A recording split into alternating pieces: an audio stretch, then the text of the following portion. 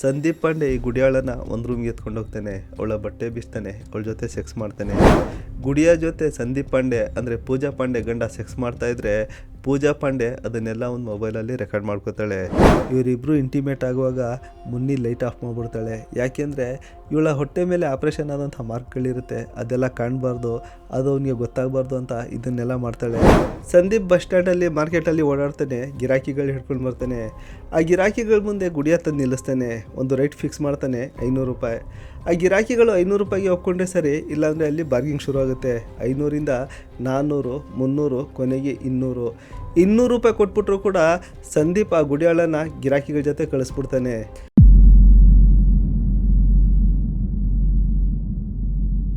ಜನವರಿ 18, 2012 ದೆಹಲಿಯ ಏಮ್ಸ್ ಆಸ್ಪತ್ರೆಗೆ ಬೆಳಗ್ಗೆ ಹೊತ್ತಲ್ಲಿ ಒಂದು ಹುಡುಗಿ ಗಾಬರಿಯಾಗಿ ನಡ್ಕೊಂಡು ಬರ್ತಾಳೆ.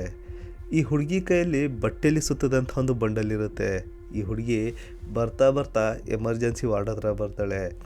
ಎಮರ್ಜೆನ್ಸಿ ವಾರ್ಡಲ್ಲಿ ಇವಳು ತಂದಿದ್ದಂತಹ ಬಟ್ಟೆಯ ಬಂಡಲನ್ನು ಓಪನ್ ಮಾಡಿ ನೋಡಿದ್ರೆ ಅದರಲ್ಲಿ ಒಂದು 2 ವರ್ಷದ ಹೆಣ್ಮಗು ಇರುತ್ತೆ. ಈ ಮಗುವಿನ ಕಂಡೀಷನ್ ತುಂಬ ಕ್ರಿಟಿಕಲ್ ಆಗಿರುತ್ತೆ. ಈ ಮಗುವನ್ನು ನೋಡಿದಂಥ ಡಾಕ್ಟರ್ಗಳು ಒಂದು ಕ್ಷಣ ಕಣ್ಮುಚ್ಚಿ ಕಂಡುಬಿಡ್ತಾರೆ. ಈ ಆಸ್ಪತ್ರೆಗೆ ಈ ಡಾಕ್ಟರ್ಗಳಿಗೆ ಈ ಗಾಯ, ರಕ್ತ ಇದೆಲ್ಲ ಏನು ಹೊಸ್ತಲ್ಲ. ಈ ಆಸ್ಪತ್ರೆಗೆ ಬೆಂಕಿಯಲ್ಲಿ ಸುಟ್ಟೋದವರು, ಆಕ್ಸಿಡೆಂಟ್ ಆದವರು, ಗ್ಯಾಂಗ್ ವಾರ್ನಲ್ಲಿ ಕೈಕಾಲು ಮುಳ್ಕೊಂಡವರು ಇಂಥವರೆಲ್ಲ ಬರ್ತಾ ಇರ್ತಾರೆ. ಅವ್ರಿಗೆಲ್ಲ ಈ ಡಾಕ್ಟರ್ಗಳು ಟ್ರೀಟ್ಮೆಂಟ್ ಮಾಡಿ ಕಳಿಸ್ತಾ ಇರ್ತಾರೆ. ಇದನ್ನೆಲ್ಲ ನೋಡಿ ಈ ಡಾಕ್ಟರ್ಗಳಿಗೆ ಅಭ್ಯಾಸ ಆಗಿರುತ್ತೆ. ಅಂಥ ಡಾಕ್ಟರ್ಗಳು ಈ ಮಗುನ ಕಂಡೀಷನ್ ನೋಡಿ ಬೆಚ್ಚೋಗ್ತಾರೆ ಅಂದರೆ ಆ ಮಗುನ ಕಂಡೀಷನ್ ಯಾವ ಥರ ಇರ್ಬೋದು ಅಂತ ನಾವು ಗೆಸ್ ಕೂಡ ಮಾಡೋದಕ್ಕಾಗಲ್ಲ. ಡಾಕ್ಟರ್ಗಳು ಕೇಳ್ತಾರೆ, ಈ ಮಗು ಯಾರು, ಇದೆಲ್ಲ ಹೇಗಾಯಿತು ಅಂತ ಕೇಳಿದ್ರೆ ಆ ಹುಡುಗಿಯೇ ಹೇಳ್ತಾಳೆ, ಇವಳು ನನ್ನ ಮಗಳು ಮಂಚದ ಮೇಲಿಂದ ಬಿದ್ದುಬಿಟ್ಲು ಅಂತ ಹೇಳ್ತಾಳೆ. ಡಾಕ್ಟರ್ಗಳಿಗೆ ಈ ಹುಡುಗಿ ಹೇಳ್ತಾರೋಂಥ ಮಾತಿನ ಮೇಲೆ ಸ್ವಲ್ಪ ಕೂಡ ನಂಬಿಕೆ ಬರಲ್ಲ. ಯಾಕೆಂದರೆ ಆ ಹೆಣ್ಮಗುನ ಬಾಡಿ ನೋಡಿದ್ರೆ ಆ ಬಾಡಿ ಮೇಲೆ ಕಚ್ಚಿರುವಂಥ ಗಾಯ ಇರುತ್ತೆ, ಪರಿಚಿರುವಂಥ ಗಾಯ ಇರುತ್ತೆ, ಏನೋ ತಗೊಂಡು ಜೋರಾಗಿ ಹೊಡೆದಿರುವಂಥ ಗಾಯಗಳಿರುತ್ತೆ. 2 ಇಂಚ್ಗೆ ಒಂದೊಂದು ಗಾಯ ಇರುತ್ತೆ. ಆ ಗಾಯದಿಂದ ರಕ್ತ ಸೋರ್ತಾ ಇರುತ್ತೆ. ಈ ಗಾಯಗಳ ನೋವಿಗೆ ಆ ಹೆಣ್ಮಗುನ ಇಡೀ ಬಾಡಿ ನೀಲಿಗಟ್ಬಿಟ್ಟಿರುತ್ತೆ. ಸರಿ, ಆ ಮಗುನ ತಲೆ ಭಾಗನಾದರೂ ಸೇಫ್ ಆಗಿರ್ಬೋದು ಅಂತ ಆ ಮಗುನ ತಲೆ ಮೇಲೆ ಕೈ ಆಡಿಸಿ ಹಾಗೆ ಚೆಕ್ ನೋಡ್ತಾ ಹೋದರೆ ಅಲ್ಲಲ್ಲಿ ಸಣ್ಣ ಗಾಯಗಳಿರುತ್ತೆ. ಹಾಗೆ ಚೆಕ್ ಮಾಡ್ತಾ ಹೋಗ್ತಾರೆ. ಆ ತಲೆಯಲ್ಲಿ ಒಂದು ದೊಡ್ಡ ಫ್ರ್ಯಾಕ್ಚರ್ ಕೂಡ ಆಗಿರುತ್ತೆ. ಇಷ್ಟೇ ಅಲ್ಲ, ಆ ಮಗುನ 2 ಕೈಗಳ 2 ಮೂಳೆಗಳು ಮುರಿದೋಗಿರುತ್ತೆ. ಟೋಟಲಾಗಿ ಹೇಳಬೇಕಂದ್ರೆ ಈ ಮಗು ಇರುವಂಥ ಕಂಡೀಷನ್ ನೋಡಿದ್ರೆ ಈ ಮಗು ಯಾವಾಗಲೂ ಸತ್ತೋಗಬೇಕಿತ್ತು. ಆದರೆ ದೇವ್ರ ದೊಡ್ಡವನು, ಈ ಮಗು ಇನ್ನೂ ಉಸಿರಾಡ್ತಾ ಇತ್ತು. ಡಾಕ್ಟರ್ಗಳು ಈ ಮಗುನ ಅಡ್ಮಿಟ್ ಮಾಡ್ಕೋತಾರೆ. ICUದಲ್ಲಿ ಟ್ರೀಟ್ಮೆಂಟ್ ಶುರು ಮಾಡ್ತಾರೆ. ಒಂದು ಕಡೆ ಆ ಮಗುನ ಟ್ರೀಟ್ಮೆಂಟ್ ನಡೀತಾ ಇರುತ್ತೆ. ಅದೇ ICU ವಾರ್ಡ್ ಹೊರಗಡೆ ಆ ಹುಡುಗಿ ಚಳಿಲಿ ಗಡಗಡ ನಡುಗ್ತಾ ಕುಂತಿರ್ತಾಳೆ. ಆ ಹುಡುಗಿ ಹತ್ರ ಆಸ್ಪತ್ರೆ ಸ್ಟಾಫ್ನವ್ರು ಹೋಗಿ ಆ ಮಗು ಯಾರೋ, ನಿನ್ಗೇನಾಗಬೇಕು ಅಂತ ಕೇಳಿದ್ರೆ ಆ ಮಗು ಹೆಸರು ಫಲಕ್ ಅಂತ, ನಾನು ಅವಳ ತಾಯಿ ಅಂತ ಹೇಳ್ತಾಳೆ. ಈ ಮಾತು ಯಾಕೋ ಅಲ್ಲಿ ಮ್ಯಾಚ್ ಆಗ್ತಾರಲ್ಲ. ಯಾಕೆಂದರೆ ಈ ಹುಡುಗಿಗೆ ನೋಡಿದ್ರೆ ಒಂದು 14-15 ವರ್ಷ ವಯಸ್ಸಿನ ಥರ ಕಾಣ್ತಾ ಇದೆ. ಇವಳು ಆ ಮಗುನ ತಾಯಿ ಅಂತ ಹೇಳಿದ್ರೆ ಯಾರೂ ನಂಬೋದಕ್ಕಾಗಲ್ಲ. ಸರಿ, ಆ ಮಗು ವಯಸ್ಸು ಎಷ್ಟು ಅಂತ ಕೇಳಿದ್ರೆ 5ರಿಂದ 6 ತಿಂಗಳು ಅಂತ ಹೇಳ್ತಾಳೆ. ಈಗ ಈ ಹುಡುಗಿ ಸಿಯಾಗೋತಾಳೆ. ಯಾಕೆಂದರೆ ಆ ಮಗುವನ್ನು ನೋಡಿದ್ರೆ ಸುಮಾರು ಒಂದು 2 ವರ್ಷ ವಯಸ್ಸಿನ ಮಗು ಥರ ಕಾಣ್ತಾ ಇದೆ. ಅದರ ತಾಯಿ ನೋಡಿದ್ರೆ ಆ ಮಗುಗೆ 5ರಿಂದ 6 ತಿಂಗಳು ಅಂತ ಹೇಳ್ತಾ ಇದ್ದಾಳೆ. ಆಸ್ಪತ್ರೆಯವರಿಗೆ ಇವೆಲ್ಲ ಮಾತುಗಳ ಮೇಲೆ ಅನುಮಾನ ಬರುತ್ತೆ. ಇದೊಂದು ಮೆಡಿಕೋ ಲೀಗಲ್ ಕೇಸ್ ಅಂತ ಅವರು ಪೊಲೀಸರಿಗೆ ಫೋನ್ ಮಾಡ್ತಾರೆ. ಪೊಲೀಸರು ಆಸ್ಪತ್ರೆಗೆ ಬರೋ ಹೊತ್ತಿಗೆ ಅಲ್ಲಿ ಚೈಲ್ಡ್ ವೆಲ್ಫೇರ್ ಕಮಿಟಿಯವರು ಕೂಡ ಬಂದಿರ್ತಾರೆ. ಹೀಗೆ ಇವರೆಲ್ಲ ಬಂದು ಆ ಹುಡುಗಿಯನ್ನು ನೋಡಿದ್ರೆ ಆ ಹುಡುಗಿ ಅಪರಾಧಿ ಥರ ಕಾಣ್ತಾ ಇರಲ್ಲ. ಇಷ್ಟರಲ್ಲಿ ಆ ಚೈಲ್ಡ್ ವೆಲ್ಫೇರ್ ಕಮಿಟಿಲಿ 2 ಲೇಡೀಸ್ ಇರ್ತಾರೆ. ಅವರು ಆ ಹುಡುಗಿ ಪಕ್ಕದಲ್ಲಿ ಕೂತ್ಕೊಂಡು, ನೋಡಮ್ಮ, ನಾವಿದ್ದೀವಿ, ನೀನು ಯಾವುದಕ್ಕೂ ಹೆದರಬೇಡ, ಆ ಮಗು ಯಾರು, ಅವಳಿಗೆ ಏನಾಯಿತು ಅಂತ ನಿಜ ಹೇಳು, ಏನೇ ಇದ್ರೂ ನಾವು ಫೇಸ್ ಮಾಡ್ತೀವಿ ಅಂತ ಹೇಳ್ತಾರೆ. ಇಷ್ಟಕ್ಕೆ ಆ ಹುಡುಗಿ ತಲೆ ಬಗ್ಗಿಸ್ಕೊಂಡು ಅಳ್ತಾ ಇರ್ತಾಳೆ. ಏನಾಯ್ತಮ್ಮ ಅಂತ ಕೇಳಿದ್ರೆ, ನಾನೇನಾದರೂ ನಿಜ ಹೇಳಿದ್ರೆ ನನಗೆ ರಾಜ್ಕುಮಾರ್ ಬೈತಾನೆ, ಹೊಡಿತಾನೆ ಅಂತ ಹೇಳ್ತಾಳೆ. ಯಾರೀ ರಾಜ್ಕುಮಾರ್ ಅಂತ ಕೇಳಿದ್ರೆ ರಾಜ್ಕುಮಾರ್ ನನ್ನ ಗಂಡ ಅಂತ ಹೇಳ್ತಾಳೆ. 14 ವರ್ಷದ ಹುಡುಗಿಗೆ ರಾಜ್ಕುಮಾರ್ ಗಂಡ ಅಂತೆ. ಈ ಮಗು ಎಲ್ಲಿಂದ ಬಂತು ಅಂದರೆ ರಾಜ್ಕುಮಾರ್ ತಂದ್ಕೊಟ್ಟ ಅಂತ ಹೇಳ್ತಾಳೆ. ರಾಜ್ಕುಮಾರ್ಗೆ ಈ ಮಗು ಎಲ್ಲಿಂದ ಬಂತು ಅಂದರೆ ಗೊತ್ತಿಲ್ಲ ಅಂತ ಹೇಳ್ತಾಳೆ. ಇದೇ ಇನ್ನೊಂದು ಕಡೆ ಫಲಕ್ಗೆ ಟ್ರೀಟ್ಮೆಂಟ್ ನಡೀತಾ ಇರುತ್ತೆ. ಆಪ್ರೇಷನ್ ಥಿಯೇಟರಲ್ಲಿ ಒಂದು 4 ಗಂಟೆಗಳ ಲಾಂಗ್ ಟೈಮ್ ಆಪ್ರೇಷನ್ ನಡೆಯುತ್ತೆ. ಏಮ್ಸ್ ಆಸ್ಪತ್ರೆ ಡಾಕ್ಟರ್ಗಳು ಸುಮ್ಮನೆ ಹೇಳೋದಲ್ಲ, ಆ ಮಗುವನ್ನು ಉಳಿಸ್ಕೊಳ್ಳೋದಕ್ಕೆ ತುಂಬ ಟ್ರೈ ಮಾಡ್ತಾರೆ. ಸಂಜೆ 7 ಗಂಟೆ ಹೊತ್ತಿಗೆ ಫಲಕ್ಗೆ ಆಪ್ರೇಷನ್ ಥಿಯೇಟರಿಂದ ICU ವಾರ್ಡ್ಗೆ ಶಿಫ್ಟ್ ಮಾಡ್ತಾರೆ. ಡಾಕ್ಟರ್ಗಳು ಈಗ ಫಲಕ್ಗೆ ಯಾವುದೇ ಪ್ರಾಣಾಪಾಯ ಇಲ್ಲ ಅಂತ ಕನ್ಫರ್ಮ್ ಮಾಡ್ತಾರೆ. ಫಲಕ್ ICUದಲ್ಲಿ ರೆಸ್ಟ್ ಮಾಡ್ತಾಯಿದ್ರೆ ಆ ವಾರ್ಡಿಂದ ಹೊರಗಡೆ ಕೆಲವೊಂದು ಇಂಪ್ಲಿಮೆಂಟ್ಗಳು ನಡೀತಾ ಇರುತ್ತೆ. ಫಲಕ್ ಯಾರು, ಫಲಕ್ಗೆ ಕರ್ಕೊಂಡು ಬಂದಿರೋಂಥ ಹುಡುಗಿ ಯಾರು, ಆ ರಾಜ್ಕುಮಾರ್ ಯಾರು, ಇವೆಲ್ಲ ಪ್ರಶ್ನೆಗಳನ್ನ ಆ ಹುಡುಗಿ ಕೇಳ್ತಾ ಇದ್ರೆ ಆ ಹುಡುಗಿಗೆ ಏನಂದರೆ ಏನೂ ಗೊತ್ತಿಲ್ಲ. ಕೊನೆಗೆ ಆ ಹುಡುಗಿ ತನ್ನ ಹೆಸರು ಗುಡಿಯಾ ಅಂತ ಹೇಳ್ತಾಳೆ.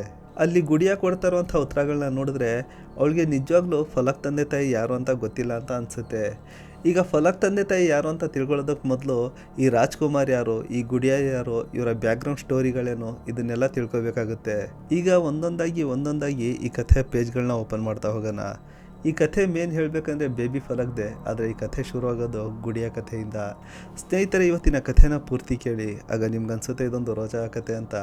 ಒಂದು ರೋಚಕ ಕಥೆ ಕಾರ್ಯಕ್ರಮಕ್ಕೆ ಸ್ವಾಗತ. ಸೌತ್ ದೆಹಲಿ ಗೋವಿಂದಪುರಿಲಿ ಗುಡಿಯ ಫ್ಯಾಮ್ಲಿ ಇರುತ್ತೆ. ಈ ಫ್ಯಾಮ್ಲಿಲಿ ಗುಡಿಯ ತಂದೆ, ತಾಯಿ, ಗುಡಿಯ ಈ 3 ಜನ ಮಾತ್ರ ಇರ್ತಾರೆ. ಗುಡಿಯ ತಂದೆ ಹೆಸರು ಜಿತೇಂದ್ರ. ಇವನು ತರಕಾರಿ ಮಾರಿ ಜೀವನ ಸಾಗಿಸ್ತಾ ಇರ್ತಾನೆ. ಇವನು ತರಕಾರಿ ಮಾರ್ತಾ ಇದ್ದ ಅನ್ನೋ ಮಾತ್ರಕ್ಕೆ ಇವನೇನು ಒಳ್ಳೆಯವನಂತಲ್ಲ, ಇವನಿಗೆ ಕ್ರಿಮಿನಲ್ ಬ್ಯಾಕ್ಗ್ರೌಂಡ್ ಇರುತ್ತೆ. 1998ರಲ್ಲಿ ಜಿತೇಂದ್ರ ಕೈಯಲ್ಲಿ ಒಂದು ಕೊಲೆ ಆಗಿಬಿಡುತ್ತೆ. ಅದೇ ಕಾರಣಕ್ಕೆ 1998ರಿಂದ 2004ರವರೆಗೆ ಜಿತೇಂದ್ರ ಜೈಲಲ್ಲಿರ್ತಾನೆ.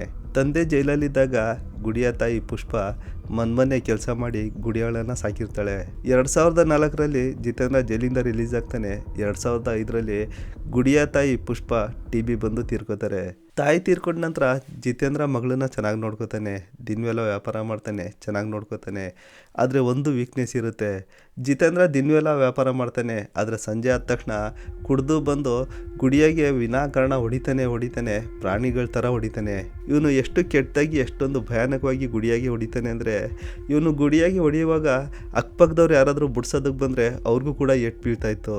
ಇದೇ ಥರ ಜುಲೈ ತಿಂಗಳಲ್ಲಿ ಒಂದ್ಸಲ ಜಿತೇಂದ್ರ, ಆಗ ಗುಡಿಯಾಗಿ 9 ವರ್ಷ, ದಿನವೆಲ್ಲ ವ್ಯಾಪಾರ ಮಾಡ್ತಾನೆ. ಸಂಜೆ ಆದ ನಂತರ ಮಾಮೂಲಿನಂತೆ ಚೆನ್ನಾಗಿ ಕುಡಿದು ಮನೆಗೆ ಬರ್ತಾನೆ. ಯಾವತ್ತೂ ಕೂಡ ಗುಡಿಯಾಗಿ ಹೊಡಿತಾನೆ. ಯಾವ ಮಟ್ಟಕ್ಕೆ ಹೊಡಿತಾನೆ ಅಂದರೆ ಗುಡಿಯಾಗೆ ಮೂಗು ಬಾಯಲ್ಲೆಲ್ಲ ರಕ್ತ ಬಂದ್ಬಿಡುತ್ತೆ. ಇದನ್ನೆಲ್ಲ ನೋಡ್ತಾ ಇದ್ದಂಥ ಅಕ್ಕಪಕ್ಕದ ಜನ ಸಾಕಾಗ್ಬಿಡ್ತಾರೆ. ಇವತ್ತು ಪೊಲೀಸ್ನವ್ರಿಗೆ ಕಂಪ್ಲೇಂಟ್ ಕೊಡ್ತಾರೆ. ಪೊಲೀಸ್ನವರನ್ನು ಕರ್ಕೊಂಡು ಬಂದು ಬೆಳಿಗ್ಗೆ ಆಗೋ ಹೊತ್ತಿಗೆ ಜಿತೇಂದ್ರನಿಗೆ ಕುಡ್ದಿದ್ದೆಲ್ಲ ಇಳಿದ್ಬಿಟ್ಟಿರುತ್ತೆ. ಕೊನೆಗೆ ಪೊಲೀಸರು, ನಿನ್ನ ಕೈಯಲ್ಲಿ ಈ ಮಗಳನ್ನ ನೋಡ್ಕೊಳ್ಳೋದಕ್ಕಾಗಲ್ಲ, ಒಂದು ಕೆಲಸ ಮಾಡು, ಅನಾಥಾಶ್ರಮಕ್ಕೆ ಸೇರಿಸ್ಬಿಡು ಅಂತ ಒಂದು ಅನಾಥಾಶ್ರಮಕ್ಕೆ, ಆಗ ಗುಡಿಯಾಗೆ 9 ವರ್ಷದ ವಯಸ್ಸಿನಲ್ಲಿ ಗುಡಿಯಾಗೆ ಕರ್ಕೊಂಡೋಗಿ ಒಂದು ಅನಾಥಾಶ್ರಮಕ್ಕೆ ಸೇರಿಸ್ಬಿಡ್ತಾರೆ. ಇಷ್ಟೊತ್ತಿಗೆ ಗುಡಿಯ ಮೊದಲೇ ತಾಯಿ ಕಳ್ಕೊಂಡಿದ್ಲು, ಈಗ ತಂದೆನೂ ಕೂಡ ಕಳ್ಕೊಂಡಂಗಾಯ್ತು. ಒಟ್ಟಿನಲ್ಲಿ ಇಲ್ಲಿ ಅನಾಥಾಶ್ರಮದಲ್ಲಿ ಏನಂದರೆ ಗುಡಿಯಾಗೆ ತಂದೆ ಕಾಟ ಇಲ್ಲ, ಓದೋದಕ್ಕೆ ಬುಕ್ಗಳು ಸಿಗುತ್ತೆ, ಟೈಮ್ಗೆ ಸರಿಯಾಗಿ ಊಟ ಸಿಗುತ್ತೆ. ಇದಾದ ನಂತರ ಗುಡಿಯ ಒಂದು 3-4 ವರ್ಷ ನೆಮ್ಮದಿಯಾಗಿ ಅನಾಥಾಶ್ರಮದಲ್ಲಿ ಕಳೀತಾಳೆ. ಗುಡಿಯಾಗೆ 13 ವರ್ಷ ವಯಸ್ಸಾದಾಗ ಅನಾಥಾಶ್ರಮದಲ್ಲಿ ಏನಾಗಿತ್ತೋ ಏನೋ ಗೊತ್ತಿಲ್ಲ, ಗುಡಿಯ ಅನಾಥಾಶ್ರಮ ಬಿಡ್ತಾಳೆ, ಮತ್ತೆ ಮನೆಗೆ ವಾಪಸ್ ಬಂದ್ಬಿಡ್ತಾಳೆ. ಗುಡಿಯ ಮನೆಗೆ ವಾಪಸ್ ಬರೋ ಹೊತ್ತಿಗೆ ಗುಡಿಯ ಮನೆಯಲ್ಲಿ ಸ್ವಲ್ಪ ಚೇಂಜಸ್ ಆಗಿರುತ್ತೆ. ಗುಡಿಯ ತಂದೆ ಜಿತೇಂದ್ರ ಗೀತಾ ಅಂತ ಒಬ್ಬ ಹೆಂಗಸಿರ್ತಾಳೆ, ಅವಳನ್ನು ಮನೆಗೆ ಕರ್ಕೊಂಡು ಬಂದು ಇಟ್ಕೊಂಡಿರ್ತಾನೆ. ಮದುವೆ ಆಗಿರಲ್ಲ, ಸುಮ್ಮನೆ ಹಾಗೆ ಮನೇಲಿ ಇಟ್ಕೊಂಡಿರ್ತಾನೆ. ಗುಡಿಯ ಮನೆಗೆ ವಾಪಸ್ ಬಂದ ನಂತರ ಆ ಗೀತಾಗೆ ಅಮ್ಮ ಅಂತ ಕೂಗುವಂಥ ಗುಡಿಯಾಗಿ ಹಿಂಸೆ ಕೊಡ್ತಾ ಇರ್ತಾನೆ. ಇದ್ಯಾರೋ ಕಾಣದೇ ಇರೋ ಹೆಂಗಸಿಗೆ ಅಮ್ಮ ಅಂತ ಕೂಗೋದಕ್ಕೆ ಗುಡಿಯಾಗಿ ಇಷ್ಟ ಇಲ್ಲ, ನಾನು ಇವಳಿಗೆ ಅಮ್ಮ ಅಂತ ಕೂಗಲ್ಲ ಅಂತ ಹೇಳ್ತಾಳೆ. ಜಿತೇಂದ್ರ ಸುಮಾರು ಸಲ ಬುದ್ಧಿ ಹೇಳಿ ನೋಡ್ತಾನೆ, ಆದರೆ ಗುಡಿಯ ಅದೇ ಥರ ಹಠ ಮಾಡ್ತಾ ಇರ್ತಾಳೆ. ಗುಡಿಯ ಗೀತಾಗೆ ಅಮ್ಮ ಅಂತ ಕೂಗೋ ಬದಲು ಗೀತಾ ಅಂತಲೇ ಕೂಗ್ತಾ ಇರ್ತಾಳೆ. ಜಿತೇಂದ್ರನಿಗೆ ಕೋಪ ಬರುತ್ತೆ. ಒಂದಿನ ಹೋಗ್ತಾನೆ, ಚೆನ್ನಾಗಿ ಕುಡ್ಕೊಂಡು ಬರ್ತಾನೆ. ಮಾಮೂಲಿನಂತೆ ಗುಡಿಯಾಗಿ ಹೊಡಿತಾನೆ. ಈ ಸಲ ಕೂಡ ಮೂಗು ಬಾಯಲ್ಲೆಲ್ಲ ರಕ್ತ ಬಂದ್ಬಿಡುತ್ತೆ. ಜಿತೇಂದ್ರ ಗುಡಿಯಾಗಿ ಹೊಡಿತಾ ಇದ್ರೆ ಗೀತಾ ಹಾಗೆ ನಿಂತು ನೋಡ್ತಾ ಇರ್ತಾಳೆ, ಬಿಡ್ಸೋದಕ್ಕೆ ಮುಂದೆ ಬರಲ್ಲ.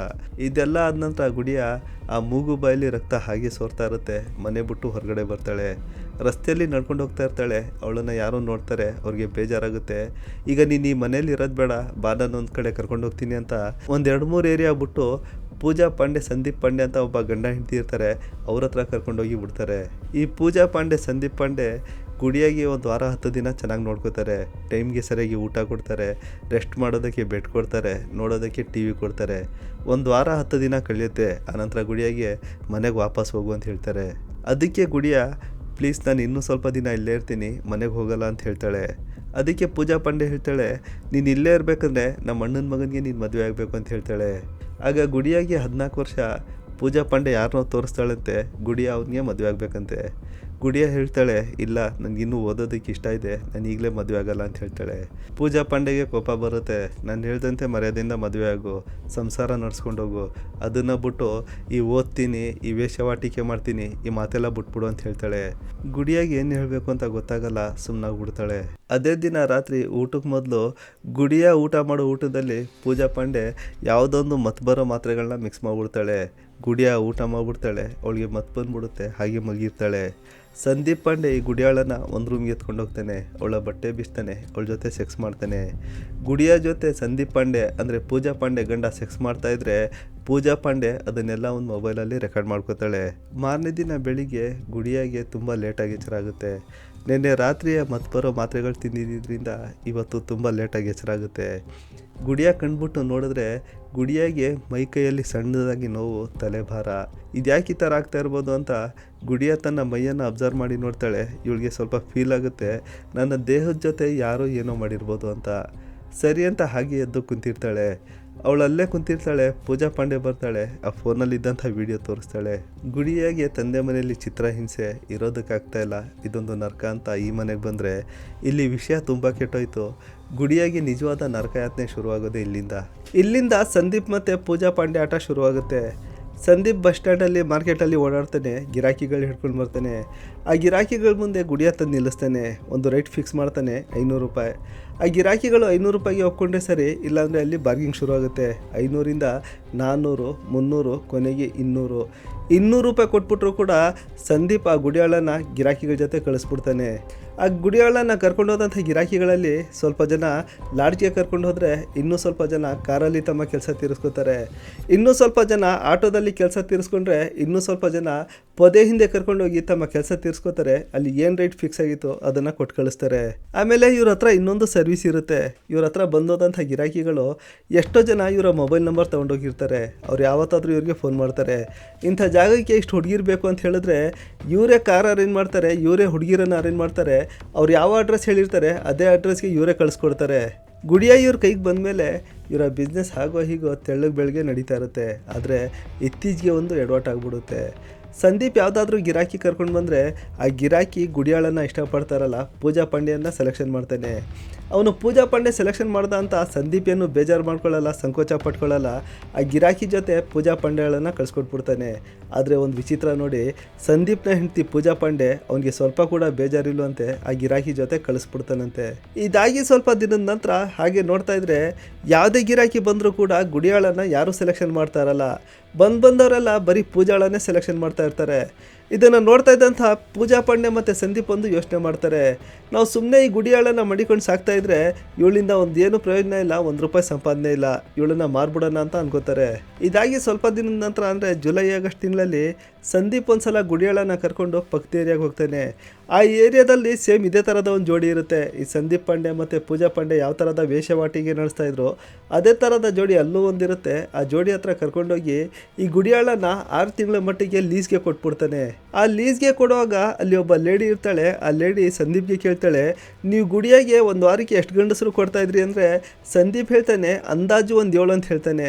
ಅದಕ್ಕೆ ಆ ಲೇಡಿ ಹೇಳ್ತಾಳೆ, ಪಾಪ ವಾರಕ್ಕೆ 7 ಗಂಡಸರು ಇವಳಿಗೆ ತುಂಬ ಜಾಸ್ತಿ ಆಯಿತು, ಇವಳಿಗೆ ದಿನಕ್ಕೆ 4 ಗಂಡಸಾದರೂ ಕೊಳ್ಳೇಬೇಕು, ಇಲ್ಲಾಂದರೆ ಲಾಸ್ ಆಗುತ್ತೆ ಅಂತ ಆ ಲೇಡಿ ಹೇಳ್ತಾಳೆ.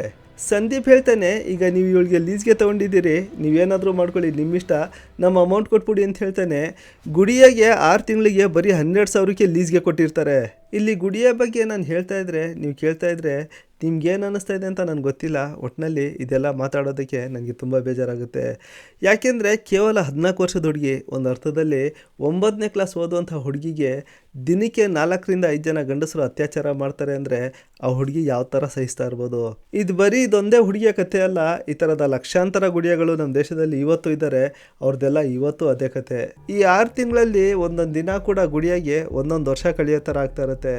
ಗುಡಿಯ ಒಂದೊಂದು ಸಲ ಯೋಚನೆ ಮಾಡ್ತಾಳೆ, ಅಲ್ಲಿ ಅಪ್ಪನ ಹತ್ರ ಕಷ್ಟ ಅಂತ ಆ ಆಂಟಿ ಹತ್ರ ಬಂದರೆ, ಅಂದರೆ ಆ ಪೂಜಾ ಪಾಂಡೆ ಹತ್ರ ಬಂದರೆ ಅವಳ ಹತ್ರ ನೋಡಿದ್ರೆ ಆ ಥರ, ಅವಳು ಯಾರಿಗೋ ಇಲ್ಲಿ ತಂದು ಮಾರಿದ್ದಾಳೆ, ಇವ್ರ ಹತ್ರ ನೋಡಿದ್ರೆ ಈ ಥರ, ದಿನಕ್ಕೆ 4 ಗಂಡಸರಂತೆ.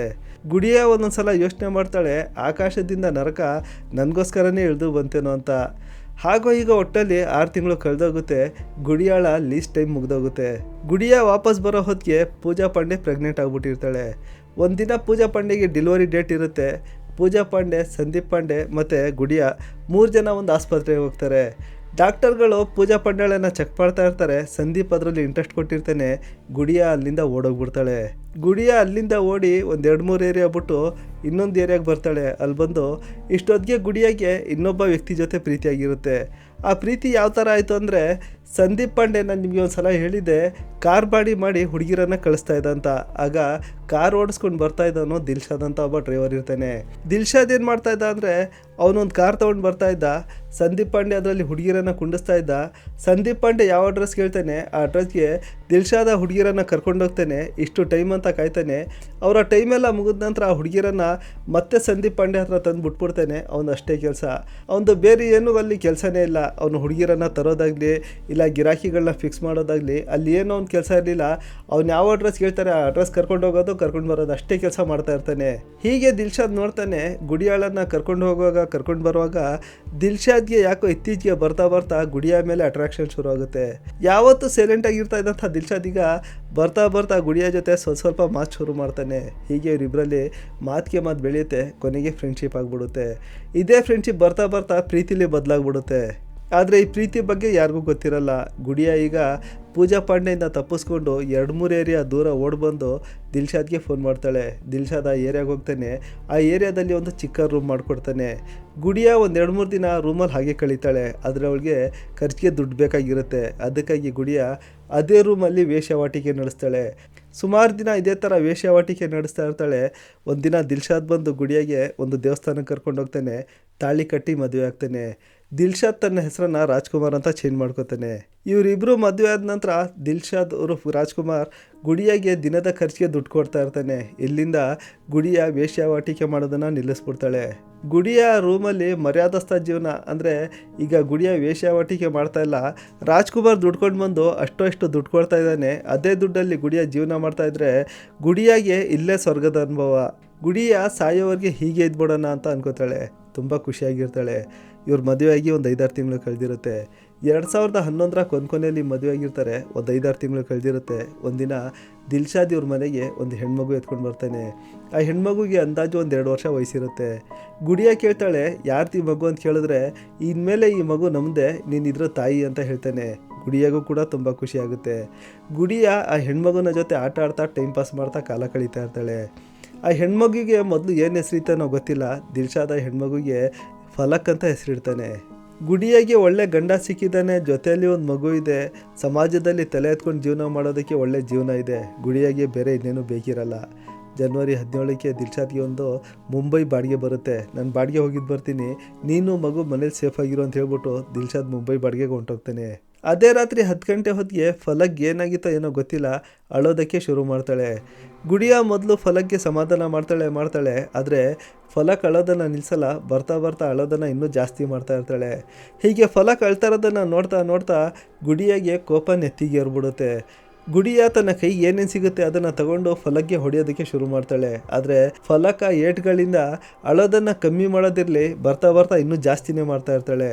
ಪಾಪ ಆ ಮಗುಗೆ ಏನು ತೊಂದರೆ ಆಗಿತ್ತೋ ಏನೋ ಗೊತ್ತಿಲ್ಲ. ಆ ಮಗುಗೆ ಹೇಳೋದಕ್ಕೆ ಬರ್ತಾ ಇಲ್ಲ. ಆ ಮಗು ಬರೀ ಅಳ್ತಾ ಇದೆ.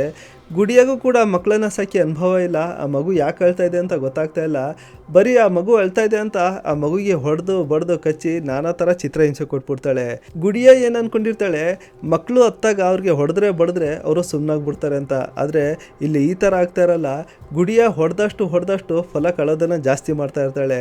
ಕೊನೆಗೆ ಗುಡಿಯಾಗೆ ಕೋಪ ಯಾವ ಮಟ್ಟಕ್ಕೆ ಹೋಗುತ್ತೆ ಅಂದರೆ, ಗುಡಿಯ ಫಲಕನ್ನು ಎತ್ತು ಆ ರೂಮಲ್ಲಿ 2-3 ಸಲ ಅಲ್ಲಿಂದಿಲ್ಲಿ ಎತ್ತೆತ್ತಿ ಬಿಸಾಕ್ಬಿಡ್ತಾಳೆ.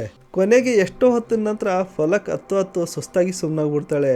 ಸ್ವಲ್ಪ ಹೊತ್ತಿನ ನಂತರ ಬರ್ತಾ ಗುಡಿಯ ಕೋಪ ಕೂಡ ತಣ್ಣಗಾಗ್ತಾ ಬರುತ್ತೆ.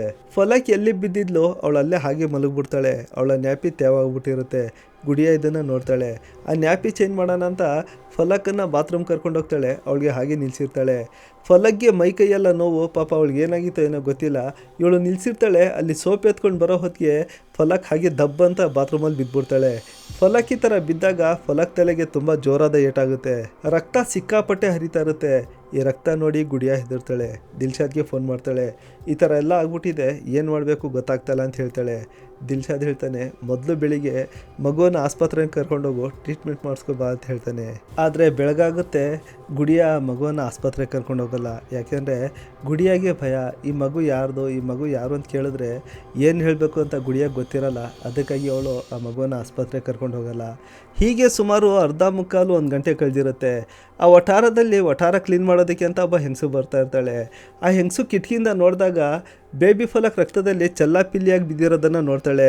ಕೊನೆಗೆ ಆಕೆ ಗುಡಿಯಾಗೆ ಬೈದು ಬುದ್ಧಿ ಹೇಳಿ ಮಗುವನ್ನ ಮೊದಲು ಆಸ್ಪತ್ರೆಗೆ ಕರ್ಕೊಂಡೋಗು, ಇಲ್ಲಾಂದರೆ ಮಗು ಸತ್ತೋಗುತ್ತೆ ಅಂತ ಹೆದರಿಸ್ತಾಳೆ. ಕೊನೆಗೆ ಗುಡಿಯ ಹೆಂಗಸಿನ ಮಾತಿಗೆ ಮರ್ಯಾದೆ ಕೊಟ್ಟು ಆ ಮಗುವನ್ನ ಆಸ್ಪತ್ರೆಗೆ ಕರ್ಕೊಂಡು ಬರ್ತಾಳೆ. ಆನಂತರ ಇಷ್ಟೆಲ್ಲ ಘಟನೆ ನಡೆದಿರುತ್ತೆ. ಈಗ ಇಲ್ಲಿವರೆಗೆ ಈ ಕಥೆಯಲ್ಲಿ ನಿಮಗೆ ಗುಡಿಯ ಯಾರು, ಅವಳ ಬ್ಯಾಕ್ಗ್ರೌಂಡ್ ಸ್ಟೋರಿ ಏನು ಅಂತ ಗೊತ್ತಾಯಿತು. ಆದರೆ ಬೇಬಿ ಫಲಕ್ ಯಾರು, ಅವಳ ತಂದೆ ತಾಯಿ ಯಾರು, ಅವಳ ತಂದೆ ತಾಯಿ ಯಾರು ಅಂತ ಗೊತ್ತಾಗಬೇಕಂದ್ರೆ ದಿಲ್ಶಾದ್ ಬರಬೇಕು. ಯಾಕೆಂದರೆ ಆ ಮಗುವನ್ನು ತಂದಂಥವನು ದಿಲ್ಶಾದ್ ತಾನೆ. ಹಾಗಾದರೆ ದಿಲ್ಶಾದ್ಗೆ ಗೊತ್ತಿರ್ಬೋದು. ದಿಲ್ಶಾದ್ ಬಂದರೆ ಈ ಬೇಬಿ ಫಲಕ್ನ ತಂದೆ ತಾಯಿ ಯಾರು ಅಂತ ಗೊತ್ತಾಗುತ್ತೆ. ಹಾಗಾದರೆ ಈಗ ದಿಲ್ಶಾದ್ ಎಲ್ಲಿದ್ದಾನೆ? ಪೊಲೀಸರು ಈಗ ದಿಲ್ಶಾದನ್ನು ಹುಡುಕ್ತಾರೆ. ದಿಲ್ಶಾದ್ ಬಾಡಿಗೆಗಂತ ಮುಂಬೈಗೆ ಹೋಗಿರ್ತಾನೆ. ಅವ್ನು ಮತ್ತೆ ದೆಹಲಿಗೆ ವಾಪಸ್ ಬರ್ತಾನೆ. ಪೊಲೀಸರು ದಿಲ್ಶಾದ್ನ ಅರೆಸ್ಟ್ ಮಾಡಿಕೊಂಡು ಪೊಲೀಸ್ ಸ್ಟೇಷನ್ ಕರ್ಕೊಂಡು ಬರ್ತಾರೆ. ಬೇಬಿ ಫಲಕ್ ಯಾರ ಮಗು ಅಂತ ಕೇಳ್ತಾರೆ. ಇಲ್ಲಿಂದ ದಿಲ್ಶಾದ್ ಒಂದು ಕತೆ ಹೇಳೋದಕ್ಕೆ ಶುರು ಮಾಡ್ತಾನೆ. ಇಲ್ಲಿಂದ ಸುಮಾರು ವರ್ಷಗಳ ಹಿಂದೆ ದಿಲ್ಶಾದ್ ತನ್ನ ಹಳ್ಳಿ ಬಿಟ್ಟು ದೆಹಲಿಗೆ ಬಂದಿರ್ತಾನೆ. ದೆಹಲಿಗೆ ಬಂದು ಅಲ್ಲಿ ಮೊದಲು ಕೂಲಿ ಕೆಲಸ ಮಾಡ್ತಾನೆ. ಸ್ವಲ್ಪ ದೊಡ್ಡವನಾದ ನಂತರ ಆಟೋ ಓಡಿಸ್ತಾನೆ. ಇವನು ಆಟೋ ಓಡಿಸುವಾಗ ವೇಶ್ಯಾವಾಟಿಕೆಯವರ ಪರಿಚಯ ಆಗುತ್ತೆ. ಆನಂತರ ಇವನು ವೇಶ್ಯಾವಾಟಿಕೆಯವರ ಬಾಡಿಗೆ ಅಂದರೆ ವೇಶ್ಯರನ್ನು ಅಲ್ಲಿಂದ ಇಲ್ಲಿ ಕರ್ಕೊಂಡು ಹೋಗೋದು, ಇಲ್ಲಿಂದ ಅಲ್ಲಿ ಕರ್ಕೊಂಡು ಬರೋದು, ಈ ಥರ ಮಾಡ್ತಾ ಇರ್ತಾನೆ. ಇವನಿಗೆ ಇದರಲ್ಲಿ ಒಳ್ಳೆ ಸಂಪಾದನೆ ಇರುತ್ತೆ. ಬರ್ತಾ ಬರ್ತಾ ಒಂದು ಆಟೋಯಿಂದ 2 ಆಟೋ ತಗೋತಾನೆ. ಆನಂತರ ಇವೆರಡು ಆಟೋ ಮಾರಿ ಒಂದು ಕಾರ್ ತಗೋತಾನೆ. ಈ ಕಾರ್ನಲ್ಲೂ ಕೂಡ ಇವನು ವೇಶ್ಯರನ್ನು ಸಾಗಿಸುವಂಥ ಬಿಸ್ನೆಸ್ ಮಾಡ್ತಾ ಇರ್ತಾನೆ. ಈಗಲೂ ಕೂಡ ಒಳ್ಳೆ ಸಂಪಾದನೆ ಆಗ್ತಾ ಇರುತ್ತೆ. ಇವನು ಇನ್ನೊಂದು ಕಾರ್ ತಗೋತಾನೆ. ಒಂದು ಕಾರ್ ಇವನು ಓಡಿಸಿದ್ರೆ ಇನ್ನೊಂದು ಕಾರ್ ಡ್ರೈವರ್ ಓಡಿಸ್ತಾ ಇರ್ತಾನೆ. ಆ ಇನ್ನೊಂದು ಕಾರ್ ಓಡಿಸ್ತಾ ಇದ್ದಂಥ ಡ್ರೈವರ್ ಹೆಸರು ಮನೋಜ್ ಕುಮಾರ್ ಅಂತ. ಇವನೊಂಥರ ವಿಚಿತ್ರವಾದಂಥ ಡ್ರೈವರ್ ಇವನು. ಯಾಕೆ ಅಂದರೆ ಇವನು ಡ್ರೈವಿಂಗ್ ಕೆಲಸ ಇದ್ದಾಗ ಬಂದು ಡ್ರೈವಿಂಗ್ ಕೆಲಸ ಮಾಡ್ತಾನೆ. ಈ ಕೆಲಸ ಇಲ್ಲದೆ ಇರುವಾಗ ಮನೆಗಳಿಗೆ ಹೋಗಿ ಮನೆಗಳ ಕೆಲಸ ಮಾಡ್ತಾ ಇರ್ತಾನೆ. ಒಂದಿನ ಮನೋಜ್ ಕುಮಾರ್ ಒಂದು ಬಾಡಿಗೆ ಹೋಗಿದ್ದು ಬರ್ತಾನೆ. ಬಾಡಿಗೆ ಹೋಗಿದ್ದು ಬಂದು ಕಾರ್ ನಿಲ್ಲಿಸುವಾಗ ದಿಲ್ಶಾದ್ಗೆ ಒಂದು ಮಾತು ಹೇಳ್ತಾನೆ. ಒಂದು ಹೆಣ್ಮಗು ಇದೆ, ಯಾರಿಗಾದ್ರೂ ಬೇಕಾಗಿ ಕೇಳಿ ನೋಡಿ ಅಂತ ಹೇಳ್ತಾನೆ. ಈ ಮಾತು ದಿಲ್ಶಾದ್ಗೆ ವಿಚಿತ್ರ ಅನಿಸುತ್ತೆ. ಹೆಣ್ಮಗು ಇದೆ ಅಂದರೆ ಏನರ್ಥ, ಏನು ನೀನು ಹೇಳ್ತಾ ಇರೋದು ಅಂತ ಕೇಳಿದ್ರೆ ಮನೋಜ್ ಕುಮಾರ್ ಹೇಳ್ತಾನೆ, ಯಾರೊಬ್ಬ ಬಡವರಿಗೆ ಒಂದು ಹೆಣ್ಮಗು ಇದೆ, ಅವ್ರ ಕೈಯಲ್ಲಿ ಸಾಕೋದಕ್ಕಾಗ್ತಾ ಇಲ್ವಂತೆ. ಯಾರಾದರೂ ಆ ಮಗುವನ್ನು ಸಾಕಿದ್ರೆ ದತ್ತು ತಗೊಳ್ಳೋದಾದರೆ ಹೇಳಿ, ನಾನು ಆ ಮಗುವನ್ನು ತಂದುಕೊಡ್ತೀನಿ ಅಂತ ಹೇಳ್ತಾನೆ. ಇಲ್ಲಿವರೆಗೆ ದಿಲ್ಶಾದ್ಗೆ ಮದುವೆ ಆಗಿರುತ್ತೆ, 2 ಗಂಡು ಮಕ್ಳು ಇರ್ತಾರೆ, ಹೆಣ್ಮಗುನ ಆಸೆ ಇರುತ್ತೆ. ಸರಿ ನನಗೆ ಆ ಮಗು ತಂದುಕೊಡು, ನಾನೇ ಸಾಕ್ತೀನಿ ಅಂತ ಹೇಳ್ತಾನೆ. ಮನೋಜ್ ಕುಮಾರ್ ಆ ಹೆಣ್ಮಗುನ ತಂದು ದಿಲ್ಶಾದ್ ಕೈ ಕೊಡ್ತಾನೆ. ದಿಲ್ಶಾದ್ ಆ ಹೆಣ್ಮಗುನ ತಗೊಂಡೋಗಿ ತನ್ನ ಮೊದಲನೇ ಹೆಂಡತಿ ಕೈ ಕೊಡ್ತಾನೆ. ಅವನ ಹೆಂಡತಿ ಕೂಡ ತುಂಬ ಖುಷಿ ಪಡ್ತಾಳೆ. ಹೀಗೆ ಸುಮಾರು ದಿನ ಕಳೆಯುತ್ತೆ. ಆದರೆ ಸ್ವಲ್ಪ ದಿನ ಆದ ನಂತರ ಈ ಗಂಡ ಹೆಂಡತಿರಲ್ಲಿ ಯಾವುದೋ ಒಂದು ವಿಷಯ ತಗೊಂಡು ಸುಮ್ಮನೆ ಜಗಳಗಳು ಶುರುವಾಗುತ್ತೆ. ಈ ಜಗಳ ಯಾವ ಮಟ್ಟಕ್ಕೆ ಹೋಗುತ್ತೆ ಅಂದರೆ ದಿಲ್ಶಾದ್ನ ಮೊದಲನೇ ಹೆಂಡತಿ ತನ್ನ 2 ಮಕ್ಕಳನ್ನ ಕರ್ಕೊಂಡು ದಿಲ್ಶಾದ್ ಮತ್ತು ಆ ಹೆಣ್ಮಗುನ ಅಲ್ಲೇ ಬಿಟ್ಬಿಟ್ಟು ಅವಳು ತನ್ನ ತಾಯಿ ಮನೆಗೆ ಹೊರಟೋಗ್ತಾಳೆ. ಮೊದಲನೇ ಹೆಂಡತಿ ಬಿಟ್ಟೋಗೋ ಹೊತ್ತಿಗೆ ದಿಲ್ಶಾದ್ ಆಗಲೇ 2ನೇ ಮದುವೆ ಆಗಿರ್ತಾನೆ. ಈಗ ಈ ಮಗುವನ್ನು ನೋಡ್ಕೊಳ್ಳೋರು ಯಾರೂ ಇಲ್ಲ. ಅದಕ್ಕಾಗಿ ಫಲಕನ್ನು ಕರ್ಕೊಂಡು ಗುಡಿಯ ಹತ್ರ ಬರ್ತಾನೆ. ಇನ್ಮೇಲೆ ನೀನೇ ಇವಳು ತಾಯಿ ಅಂತ ಹೇಳ್ಬಿಡ್ತಾನೆ. ಫಲಕ್ ಗುಡಿಯ ಮನೆಗೆ ಬಂದ ನಂತರ ಏನೆಲ್ಲ ನಡೆಯುತ್ತೆ ಅಂತ ನಿಮಗೆ ಈಗ ಆಲ್ರೆಡಿ ಗೊತ್ತಿದೆ. ದಿಲ್ಶಾದ್ ಪೊಲೀಸರ ಮುಂದೆ ಒಂದು ಪ್ರಶ್ನೆ ಕೇಳ್ತಾನೆ. ಸರ್, ನಾನು ಏನು ತಪ್ಪು ಮಾಡಿದ್ದೀನಿ? ನೀವು ಯಾಕೆ ನನಗೆ ಕರ್ಕೊಂಡು ಬಂದು ಇಷ್ಟೊಂದು ಚಿತ್ರಹಿಂಸೆ ಕೊಡ್ತಾ ಇದ್ದೀರಾ? ನೋಡಿ, ಗುಡಿಯ ಅಲ್ಲಿ ವೇಶ್ಯಾವಾಟಿಕೆಯಲ್ಲಿ ಸಿಹಾಕೊಂಡಿದ್ಲು, ಅವಳಿಗೆ ಮನೆಗೆ ಕರ್ಕೊಂಡು ಬಂದಿದ್ದೀನಿ, ಅವಳಿಗೆ ಒಳ್ಳೆ ಜೀವನ ಕೊಟ್ಟಿದ್ದೀನಿ. ಆ ಬೇಬಿ ಫಲಕ್ ಅಂದರೆ ಆ ಮಗು ಯಾರ್ದೋ ಅನಾಥ ಮಗು. ಆ ಮಗುವನ್ನು ನನ್ನ ಮನೆಗೆ ಕರ್ಕೊಂಡು ಬಂದು ನಾನು ತುಂಬ ಪ್ರೀತಿಯಿಂದ ಸಾಕಿದ್ದೀನಿ. ಆದರೆ ನಾನು ಒಂದಿನ ಮನೆಯಲ್ಲಿರಲಿಲ್ಲ. ಈ ತಾಯಿ ಮಗಳಲ್ಲಿ ಏನು ನಡೀತೋ ಏನೋ ಗೊತ್ತಿಲ್ಲ, ಇಷ್ಟೆಲ್ಲ ಆಗ್ಬಿಟ್ಟಿದೆ ಸರ್. ಇಲ್ಲಿ ನಾನು ಏನು ತಪ್ಪು ಮಾಡಿದ್ದೀನಿ ಅಂತ ಕೇಳ್ತಾನೆ. ಪೊಲೀಸರಿಗೆ ಇಲ್ಲಿ ದಿಲ್ಶಾದ್ ಹೇಳ್ತಾ ಇರೋಂಥ ಕತೆ ಮೇಲೆ ಇಂಟ್ರೆಸ್ಟ್ ಇಲ್ಲ, ಅದವ್ರಿಗೆ ಬೇಕಾಗೂ ಇಲ್ಲ. ಪೊಲೀಸರು ಏನು ಕೇಳ್ತಾ ಇದ್ದಾರೆ, ಈ ಬೇಬಿ ಫಲಕ್ ತಂದೆ ತಾಯಿ ಯಾರು ತೋರಿಸು, ಇಲ್ಲಾಂದರೆ ನಿನಗೆ ಈ ಮಗು ಯಾರು ತಂದು ಕೊಟ್ಟರು ಅವ್ರನ್ನ ತೋರಿಸು ಅಂತ ಕೇಳ್ತಾರೆ. ಈಗ ದಿಲ್ಶಾದ್ ಮನೋಜ್ನ ಅಡ್ರೆಸ್ ಕೊಡ್ತಾನೆ. ಅಂದರೆ ಆ ಡ್ರೈವರ್ ಮನೋಜ್ನ ಅಡ್ರೆಸ್ ಕೊಡ್ತಾನೆ. ಪೊಲೀಸರು ದಿಲ್ಶಾದ್ ಹತ್ರ ಮನೋಜ್ ಅಡ್ರೆಸ್ ಇಸ್ಕೊಂಡು ಮನೋಜ್ನನ್ನು ಹುಡುಕ್ತಾ ಹೋದಾಗ ಮನೋಜ್ ಒಂದು ಮನೆಯಲ್ಲಿ ಕೆಲಸ ಮಾಡ್ತಾ ಇರ್ತಾನೆ. ಪೊಲೀಸರ ಕೈಗೆ ಸಿಹಾಕೋತಾನೆ. ಮನೋಜ್ ಆ ಮನೆಯಲ್ಲಿ ಏನು ಕೆಲಸ ಮಾಡ್ತಾ ಇದ್ದಂದರೆ ಮನೋಜ್ ಆ ಮನೆಯಲ್ಲೂ ಕೂಡ ಗಿರಾಕಿಗಳನ್ನ ಕರ್ಕೊಂಡು ಬರ್ತಾ ಇರ್ತಾನೆ. ಅವ್ರ ಹತ್ರ ಕಮಿಷನ್ ಇಸ್ಕೊತಾನೆ. ಗಿರಾಕಿಗಳೇನಾದರೂ ಟಿಪ್ಸ್ ಕೊಟ್ಟರೆ ಅದನ್ನು ಕೂಡ ಇಟ್ಕೋತಾನೆ. ಪೊಲೀಸರು ಮನೋಜ್ನನ್ನು ಎತ್ಕೊಂಡು ಬಂದು ಬೇಬಿ ಫಲಕ್ ತಂದೆ ತಾಯಿ ಯಾರು ತೋರಿಸು ಅಂತ ಕೇಳಿದ್ರೆ ಮನೋಜ್ ಹೇಳ್ತಾನೆ, ಆ ಮಗು ತಂದೆ ತಾಯಿ ಯಾರು ನನಗೂ ಗೊತ್ತಿಲ್ಲ, ಆ ಮಗು ನನಗೆ ಕೊಟ್ಟಿದ್ದು ಲಕ್ಷ್ಮೀ ದೇವಿ ಅಂತ ಒಂದು ಹೆಸರು ಹೇಳ್ತಾನೆ. ಪೊಲೀಸರು ಈ ಲಕ್ಷ್ಮೀ ದೇವಿ ಯಾರು ಅಂತ ಹುಡುಕ್ತಾ ಹೋದಾಗ ದೆಹಲಿಯ ಉತ್ತಮ ನಗರದಲ್ಲಿ ಲಕ್ಷ್ಮೀ ದೇವಿಯ ಮನೆ ಇರುತ್ತೆ. ಲಕ್ಷ್ಮೀ ದೇವಿ ಅದೆಷ್ಟೋ ಟೈಲರಿಂಗ್ ಶಾಪ್ಗಳು, ಅದೆಷ್ಟೋ ಬ್ಯೂಟಿ ಪಾರ್ಲರ್ಗಳನ್ನ ಇಟ್ಕೊಂಡು ಅದರಲ್ಲಿ ಸುಮಾರು ಹೆಣ್ಮಕ್ಳುಗಳಿಗೆ ಕೆಲಸ ಕೊಟ್ಟಿರ್ತಾಳೆ. ನೀವೇನು ಖುಷಿ ಪಡಬೇಡಿ, ಈ ಲಕ್ಷ್ಮೀದೇವಿ ಒಳ್ಳೆ ಹೆಂಗಸು ಅಂತ. ಲಕ್ಷ್ಮೀದೇವಿ ಇವೆಲ್ಲ ಹೆಣ್ಮಕ್ಳುಗಳನ್ನ ಇಟ್ಕೊಂಡು ವ್ಯಭಿಚಾರ ನಡೆಸ್ತಾ ಇರ್ತಾಳೆ. ಈ ಲಕ್ಷ್ಮೀದೇವಿಯ ತುಂಬ ದೊಡ್ಡ ಸೆಕ್ಸ್ ರ್ಯಾಕೆಟ್ ಇರುತ್ತೆ. ಈ ಲಕ್ಷ್ಮೀದೇವಿ ಬ್ಲೂ ಫಿಲಮ್ಗಳಿಗೆ ಹೆಣ್ಮಕ್ಳನ್ನ ಕಳಿಸುವಂಥ ಕೆಲಸ ಕೂಡ ಮಾಡ್ತಾ ಇರ್ತಾಳೆ. ಪೊಲೀಸರು ಲಕ್ಷ್ಮೀದೇವಿಯನ್ನು, ಆ ಲಕ್ಷ್ಮೀದೇವಿಗೆ ಆ ಏರಿಯಾದಲ್ಲಿ ದೀದಿ ಅಂತ ಕೂಡ ಕೂಗ್ತಾರೆ. ದೀದಿಯನ್ನು ಸ್ಟೇಷನಲ್ಲಿ ಎತ್ಕೊಂಡು ಬಂದು ಫಲಕ್ನ ನಿಜವಾದ ತಂದೆ ತಾಯಿ ಯಾರು, ಈ ಮಗು ನಿನ್ನ ಹತ್ರ ಎಲ್ಲಿಂದ ಬಂತು ಅಂದಾಗ ಆ ದೀದಿ ಒಂದು ಕತೆ ಹೇಳ್ತಾಳೆ. ಇಲ್ಲಿಂದ ಫಲಕ್ನ ನಿಜವಾದ ತಾಯಿಯ ಕತೆ ಶುರುವಾಗುತ್ತೆ. ಫಲಕ್ನ ತಾಯಿ ಹೆಸರು ಮುನ್ನಿ. ಬಿಹಾರದ ಮುಜಾಫರ್ ಪಕ್ಕ ಒಂದು ಚಿಕ್ಕ ಹಳ್ಳಿ ಇರುತ್ತೆ. ಆ ಹಳ್ಳಿಯಲ್ಲಿ ಮುನ್ನಿ ಫ್ಯಾಮಿಲಿ ಇರುತ್ತೆ. ಮುನ್ನಿ ತಂದೆ ರೈಲ್ವೆ ಡಿಪಾರ್ಟ್ಮೆಂಟಲ್ಲಿ ದಿನಗೂಲಿ ನೌಕರನಾಗಿ ಕೆಲಸ ಮಾಡ್ತಾ ಇರ್ತಾರೆ. ಹೀಗೆ ಬರ್ತಾ ಬರ್ತಾ ಮುನ್ನಿಗೆ ಮದುವೆ ಮಾಡುವಂಥ ವಯಸ್ಸಾಗುತ್ತೆ. ಅದಕ್ಕಾಗಿ ತಂದೆ ತಾಯಿ ಓಡಾಡ್ತಾ ಇರ್ತಾರೆ. ಇದನ್ನು ನೋಡಿ ಮುನ್ನಿ, ನಾನೊಬ್ಬ ಹುಡುಗನನ್ನು ಪ್ರೀತಿಸ್ತಾ ಇದ್ದೀನಿ ಶಾ ಹುಸೇನ್ ಅಂತ, ಅವನ ಜೊತೆ ಮದುವೆ ಮಾಡಿಕೊಡಿ ಅಂತ ಕೇಳ್ತಾರೆ. ಸರಿ ಅಂತ ಶಾ ಹುಸೇನ್ಗೆ ಕರೆಸಿ ಮದುವೆಗೆ ಅಂತ ಕೇಳಿದ್ರೆ 10,000 ವರದಕ್ಷಿಣೆ ಕೇಳ್ತಾನೆ. ಆದರೆ ಮುನ್ನಿ ತಂದೆ 2,000 ವರದಕ್ಷಿಣೆ, ಸ್ವಲ್ಪ ಪಾತ್ರೆಗಳು ಕೊಡ್ತಾರೆ. ಶಾ ಹುಸೇನ್ ಮತ್ತು ಮುನ್ನಿಯ ಮದುವೆ ಮಾಡಿ ಮುಗಿಸ್ಬಿಡ್ತಾರೆ. ಹೊಸದ್ರಲ್ಲಿ ಎಲ್ಲ ಚೆನ್ನಾಗಿರುತ್ತೆ. ಶಾ ಹುಸೇನ್ ಮುನ್ನಿ ಜೊತೆ ಚೆನ್ನಾಗಿ ನಡ್ಕೋತಾ ಇರ್ತಾನೆ. ಇವರಿಗೆ 3 ಮಕ್ಕಳು ಕೂಡ ಆಗುತ್ತೆ. ಅದರಲ್ಲಿ 5 ವರ್ಷದ ಮಗ ಗೋಲು, 4 ವರ್ಷದ ಮಗಳು ಖುಷ್ಬು, 18 ತಿಂಗಳು ಮಗಳು ಸಾನಿಯಾ. ಈ ಸಾನಿಯಾ ಬೇರೆ ಯಾರೂ ಅಲ್ಲ. ಸ್ವಲ್ಪ ದಿನದ ನಂತರ ಈ ಸಾನಿಯಾ ಹೋಗಿ ಫಲಕ್ ಅಂತ ಚೇಂಜ್ ಆಗುತ್ತೆ. ಸಾನಿಯಾ ಹುಟ್ಟೋವರೆಗೂ ಶಾ ಹುಸೇನ್ ಚೆನ್ನಾಗಿ ಇರ್ತಾನೆ. ಆದರೆ ಬರ್ತಾ ಬರ್ತಾ ಸವಾಸ ದೋಷ, ಕುಡಿಯೋದನ್ನು ಕಲ್ತ್ಬಿಡ್ತಾನೆ. ಕಳ್ತನ ಕೂಡ ಶುರು ಮಾಡಿಬಿಡ್ತಾನೆ. ಇತ್ತೀಚೆಗೆ ಶಾ ಹುಸೇನ್ ಕುಡ್ಕೊಂಡು ಬಂದು ಮುನ್ನಿಗೆ ವಿನಾಕಾರಣ ಹೊಡೆಯೋದು ಬಡಿಯೋದು ಇದನ್ನೆಲ್ಲ ಮಾಡ್ತಾ ಇರ್ತಾನೆ. ಅವನು ಮುನ್ನಿಗೆ ಯಾವ ಮಟ್ಟಕ್ಕೆ ಹೊಡಿತಾನೆ ಅಂದರೆ ಮುನ್ನಿಯ ತಲೆ ತೊಗೊಂಡೋಗಿ ಗೋಡೆಗೆ ಡಿಚ್ಚಿ ಹೊಡಿಸ್ತಾ ಇರ್ತಾನೆ. ಮುನ್ನಿ ಒಂದು ಸಲ 7,000 ರೂಪಾಯಿ ಸೇವ್ ಮಾಡಿಟ್ಟಿರ್ತಾಳೆ. ಚಿಕ್ಕ ಚಿಕ್ಕ ಮಕ್ಕಳಲ್ವಾ, ಏನಾದರೂ ಹೆಲ್ತ್ ಕೇಟ್ರೆ ಬೇಕಾಗುತ್ತೆ ಅಂತ. ಆದರೆ ಶಾ ಹುಸೇನ್ ಅದನ್ನು ಹೊಡೆದು ಕಿತ್ಕೊಂಡೋಗಿ ಎಲ್ಲ ಖರ್ಚು ಮಾಡಿಬಿಡ್ತಾನೆ. ಇದರಿಂದ ಮುನ್ನಿ ಮನಸ್ಸಿಗೆ ತುಂಬ ಬೇಜಾರಾಗುತ್ತೆ. ಒಂದು ಸಲ ಸೀಮೆಣ್ಣೆ ಸುರ್ಕೊಂಡು ಬೆಂಕಿ ಹಚ್ಕೊಳ್ಳೋದಕ್ಕೆ ಟ್ರೈ ಮಾಡ್ತಾಳೆ. ಟೈಮ್ಗೆ ಸರಿಯಾಗಿ ಅಕ್ಕಪಕ್ಕದ ಮನೆಯವ್ರು ಓಡ್ ಬರ್ತಾರೆ, ಮುನ್ನಿಯನ್ನು ಕಾಪಾಡ್ಕೋತಾರೆ. ಇದಾಗಿ ಒಂದು 2-3 ದಿನದ ನಂತರ ಶಾ ಹುಸೇನ್ ಮತ್ತೆ ಚೆನ್ನಾಗಿ ಕುಡ್ಕೊಂಡು ಬರ್ತಾನೆ. ಮುನ್ನಿ ಹತ್ರ ದುಡ್ಡು ಕೊಡು ಅಂತ ಹಠ ಮಾಡ್ತಾನೆ. ಆದರೆ ಮುನ್ನಿ ಹತ್ರ ಕೊಡೋದಕ್ಕೀಗ ದುಡ್ಡಿಲ್ಲ. ಶಾ ಹುಸೇನ್ ಒಂದು ಚಾಕು ತೆಗಿತಾನೆ, ಮುನ್ನಿಗೆ ಚುಚ್ಚೋದಕ್ಕೆ ಹೋಗ್ತಾನೆ. ಆಗಲೂ ಕೂಡ ಅಕ್ಕಪಕ್ಕದ ಮನೆಯವ್ರು ಬಂದು ಮುನ್ನಿಯನ್ನು ಕಾಪಾಡ್ಕೋತಾರೆ. ಈಗ ದಿನದಿಂದ ದಿನಕ್ಕೆ ಮುನ್ನಿಗೆ ಶಾ ಹುಸೇನ್ನ ಕಾಟ ತಡೆಯೋಕ್ಕಾಗ್ತಾರಲ್ಲ. ಆದರೆ ದೇವ್ರು ದೊಡ್ಡವನು. ಅಲ್ಲಿ ಒಂದು ಇನ್ಸಿಡೆಂಟ್ ನಡೆಯುತ್ತೆ. ಯಾವುದೋ ಒಂದು ರೇಪ್ ಕೇಸ್ ಇರುತ್ತೆ, ಅದು ಶಾ ಹುಸೇನ್ ತಲೆ ಮೇಲೆ ಬಂದ್ಬಿಡುತ್ತೆ. ಶಾ ಹುಸೇನ್ ತಪ್ಪಿಸ್ಕೊಳ್ಳೋದಕ್ಕೆ ಅಂತ ಬಿಹಾರದಿಂದ ನೇಪಾಳಕ್ಕೆ ಓಡೋಗ್ತಾನೆ. ಶಾ ಹುಸೇನ್ ಹೋದ ನಂತರ ಮುನ್ನಿಗೆ ಆ ಮಕ್ಕಳೇ ಪ್ರಪಂಚ. ಆ ಮಕ್ಕಳನ್ನ ಏನಾದರೂ ಮಾಡಿ ಸಾಕಬೇಕು. ಅದಕ್ಕಾಗಿ ಮುನ್ನಿ ಮದುವೆ ಮನೆಗಳಲ್ಲಿ ಹೋಗಿ ಪಾತ್ರೆ ತೊಳೆಯುವಂಥ ಕೆಲಸ ಮಾಡ್ತಾ ಇರ್ತಾಳೆ.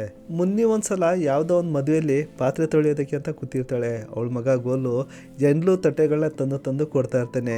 ಹೀಗೆ ಒಂದು ತಟ್ಟೆಗಳನ್ನ ತರುವಾಗ ಅಲ್ಲಿ ಯಾವುದೋ ಒಂದು ನಾಯಿ ಇರುತ್ತೆ, ಬಂದು ಗೋಲಿಗೆ ಕಚ್ಬಿಡುತ್ತೆ. ಮುನ್ನಿ ಗೋಲಿಗೆ ಇಂಜೆಕ್ಷನ್ ಹಾಕ್ಸ್ಬೇಕಂದ್ರೆ ಮುಜಾಫರ್ ನಗರಕ್ಕೆ ಬರಬೇಕು. ಹಾಗೆ ಬರಬೇಕಂದ್ರೆ ರೈಲ್ವೆ ಸ್ಟೇಷನ್ ಬರಬೇಕು. ಆಕೆ ತನ್ನ ಮಗನ ಕರ್ಕೊಂಡು ಬಂದು ರೈಲ್ವೆ ಸ್ಟೇಷನಲ್ಲಿ ಕುಂತಿರುವಾಗ ಒಬ್ಬ ವ್ಯಕ್ತಿ ಬರ್ತಾನೆ. ಮೇಡಮ್ ಒಂದು ಫೋನ್ ಕೊಡಿ, ಫೋನ್ ಮಾಡ್ಕೊಡ್ತೀನಿ ಅಂತ ಹೇಳ್ತಾನೆ. ಸರಿ ಅಂತ ಮುನ್ನಿ ತನ್ನ ಫೋನ್ ಕೊಡ್ತಾಳೆ. ಆ ವ್ಯಕ್ತಿ ಯಾರಿಗೂ ಫೋನ್ ಮಾಡ್ತಾನೆ. ಆನಂತರ ಥ್ಯಾಂಕ್ಸ್ ಅಂತ ಹೇಳ್ಬಿಟ್ಟು ಅಲ್ಲಿಂದ ಹೊರಟೋಗ್ತಾನೆ. ಮುನ್ನಿ ಮಗನ ಕರ್ಕೊಂಡು ಮುಜಾಫರ್ನರ್ಗೆ ಹೋಗ್ತಾಳೆ. ಇಂಜೆಕ್ಷನ್ ಮಾಡಿಸ್ಕೊಂಡು ಮತ್ತೆ ವಾಪಸ್ ಬರ್ತಾಳೆ. ಮಾರನೇ ದಿನ ಮುನ್ನಿಗೆ ಒಂದು ಫೋನ್ ಬರುತ್ತೆ. ಫೋನ್ ರಿಸೀವ್ ಮಾಡಿ ಯಾರು ಅಂತ ಕೇಳಿದ್ರೆ, ಮೇಡಮ್ ನೆನ್ನೆ ರೈಲ್ವೆ ಸ್ಟೇಷನಲ್ಲಿ ಸಿಕ್ಕಿದ್ನಲ್ಲ ನಾನು, ನನ್ನ ಹೆಸರು ಶಂಕರ್ ಅಂತ, ನೀವು ನನಗೆ ತುಂಬ ಇಷ್ಟ ಆಗಿದ್ದೀರಾ, ನಾನು ನಿಮಗೆ ಮದುವೆ ಆಗ್ತೀನಿ ಅಂತ ಹೇಳ್ತೇನೆ. ಮುನ್ನಿ ಹೇಳ್ತಾಳೆ, ನಾನು ನಿಮ್ಗೆ ಯಾಕೆ ಇಷ್ಟ ಆಗ್ತೀನಿ, ನನಗೆ ಆಲ್ರೆಡಿ 3 ಮಕ್ಕಳಿದ್ದಾರೆ, ನೀವು ಬೇಕು ಅಂತ ಕೇಳಿದ್ರು ನನಗೆ ಮುಂದೆ ಮಕ್ಕಳಾಗಲ್ಲ, ನನಗೆ ಆಪ್ರೇಷನ್ ಆಗಿದೆ, ನಿಮ್ಮ ಮನೇಲಿ ಇದಕ್ಕೆಲ್ಲ ಒಪ್ತಾರಾ, ನೀವು ಸ್ವಲ್ಪ ಯೋಚನೆ ಮಾಡಿ ಮಾತಾಡಿ ಅಂತ ಹೇಳ್ತಾಳೆ. ಅದಕ್ಕೆ ಶಂಕರ್ ಹೇಳ್ತಾನೆ, ನೀವು ಇದಕ್ಕೆಲ್ಲ ಏನು ಯೋಚನೆ ಮಾಡಬೇಡಿ, ನಾನು ಮನೆಯಲ್ಲೆಲ್ಲ ಒಪ್ಪಿಸ್ಕೊತೀನಿ, ನೀವು ಮದುವೆಗೆ ರೆಡಿಯಾಗಿ ಅಂತ ಹೇಳ್ತಾನೆ. ಸ್ವಲ್ಪ ದಿನ ಇವರಿಬ್ಬರು ಫೋನಲ್ಲಿ ಮಾತಾಡ್ತಾರೆ. ಮುನ್ನಿಗೆ ಶಂಕರ್ ಮೇಲೆ ನಂಬಿಕೆ ಬರುತ್ತೆ. ಒಂದು ದಿನ ಶಂಕರ್ ಮುನ್ನಿ ಮನೆಗೆ ಬರ್ತಾನೆ. ದೆಹಲಿಲಿ ನಮ್ಮ ಅಕ್ಕ ಒಬ್ಬರಿದ್ದಾರೆ, ಅವರೇ ನಿಂತು ನಮ್ಮಿಬ್ಬರು ಮದುವೆ ಮಾಡಿಸ್ತಾರೆ ಅಂತ ಹೇಳ್ತಾನೆ. ಸರಿ ಅಂತ ಮುನ್ನಿ ತನ್ನ 3 ಮಕ್ಕಳನ್ನ ಕರ್ಕೊಂಡು ದೆಹಲಿಗೆ ಹೊರಟೇ ಬಿಡ್ತಾಳೆ. ಶಂಕರ್ ಮುನ್ನಿ ಮತ್ತು ಅವಳ ಮಕ್ಕಳನ್ನ ಕರ್ಕೊಂಡು ತನ್ನ ಅಕ್ಕನ ಮನೆಗೆ ಬರ್ತಾನೆ. ಆ ಅಕ್ಕ ಬೇರೆ ಯಾರೂ ಅಲ್ಲ, ದೀದಿ. ಇವರೆಲ್ಲ ದೀದಿ ಮನೆಗೆ ಬಂದಾಗ ಅವ್ರಿಗೆ ಒಳ್ಳೆ ಊಟ ಕೊಡ್ತಾರೆ. ಇವರೆಲ್ಲ ಒಳ್ಳೆ ಊಟ ಮಾಡಿ ತುಂಬ ದಿನ ಕಳೆದೋಗಿರುತ್ತೆ. ನೆಮ್ಮದಿಯಾಗಿ ಒಳ್ಳೆ ಊಟ ಮಾಡ್ತಾರೆ, ಖುಷಿಯಾಗಿರ್ತಾರೆ. 2 ದಿನದ ನಂತರ ಶಂಕರ್ ಮುನ್ನಿಗೆ ಹೇಳ್ತಾನೆ, ನಾವು ಇಲ್ಲಿಂದ ಬಾಂಬೆಗೆ ಹೋಗೋಣ, ಅಲ್ಲಿ ಯಾವುದಾದ್ರು ಒಂದು ಒಳ್ಳೆ ಕೆಲಸ ಹುಡುಕಿ ಲೈಫಲ್ಲಿ ಸೆಟ್ಲ್ ಆಗೋಣ, ಆನಂತರ ಮಕ್ಕಳನ್ನ ಅಲ್ಲಿಗೆ ಕರ್ಸ್ಕೊಳ್ಳೋಣ ಅಂತ ಹೇಳ್ತಾನೆ. ಮುನ್ನಿಗೂ ಕೂಡ ಇದು ಸರಿ ಅನಿಸುತ್ತೆ. ಈಗ ಆಲ್ರೆಡಿ ಇಲ್ಲಿ ಮಕ್ಕಳನ್ನ ಚೆನ್ನಾಗಿ ನೋಡ್ಕೋತಾ ಇದ್ದಾರೆ, ಸರಿ ಅಂತ ಒಪ್ಕೋತಾಳೆ. ಅದರಂತೆ ಮುನ್ನಿ, ಶಂಕರ್, ಲಕ್ಷ್ಮೀದೇವಿ ಈ 3 ಜನ ಒಂದು ರೈಲ್ವೆ ಸ್ಟೇಷನ್ ಬರ್ತಾರೆ. ಅದೇ ಟೈಮಲ್ಲಿ ಶಂಕರ್ ಹೇಳ್ತಾನೆ, ನನಗೆ ಯಾವುದೋ ಒಂದು ಅರ್ಜೆಂಟ್ ಕೆಲಸ ಇದೆ, ನೀವು ಬಾಂಬೆಗೆ ಹೋಗಿರಿ, ನಾನು ಹಿಂದೆ ಬರ್ತೀನಿ ಅಂತ ಹೇಳ್ಬಿಟ್ಟು ಅಲ್ಲಿಂದ ಹೊರಟೋಗ್ತಾನೆ. ಸ್ವಲ್ಪ ಹೊತ್ತಿನ ನಂತರ ಒಂದು ಟ್ರೈನ್ ಬರುತ್ತೆ. ಆ ಟ್ರೈನಲ್ಲಿ ಲಕ್ಷ್ಮೀದೇವಿ ಮತ್ತು ಮುನ್ನಿ ಇಬ್ಬರು ಕುಂತಿರ್ತಾರೆ. ಸ್ವಲ್ಪ ದೂರ ಟ್ರೈನ್ ಓಡಿರುತ್ತೆ.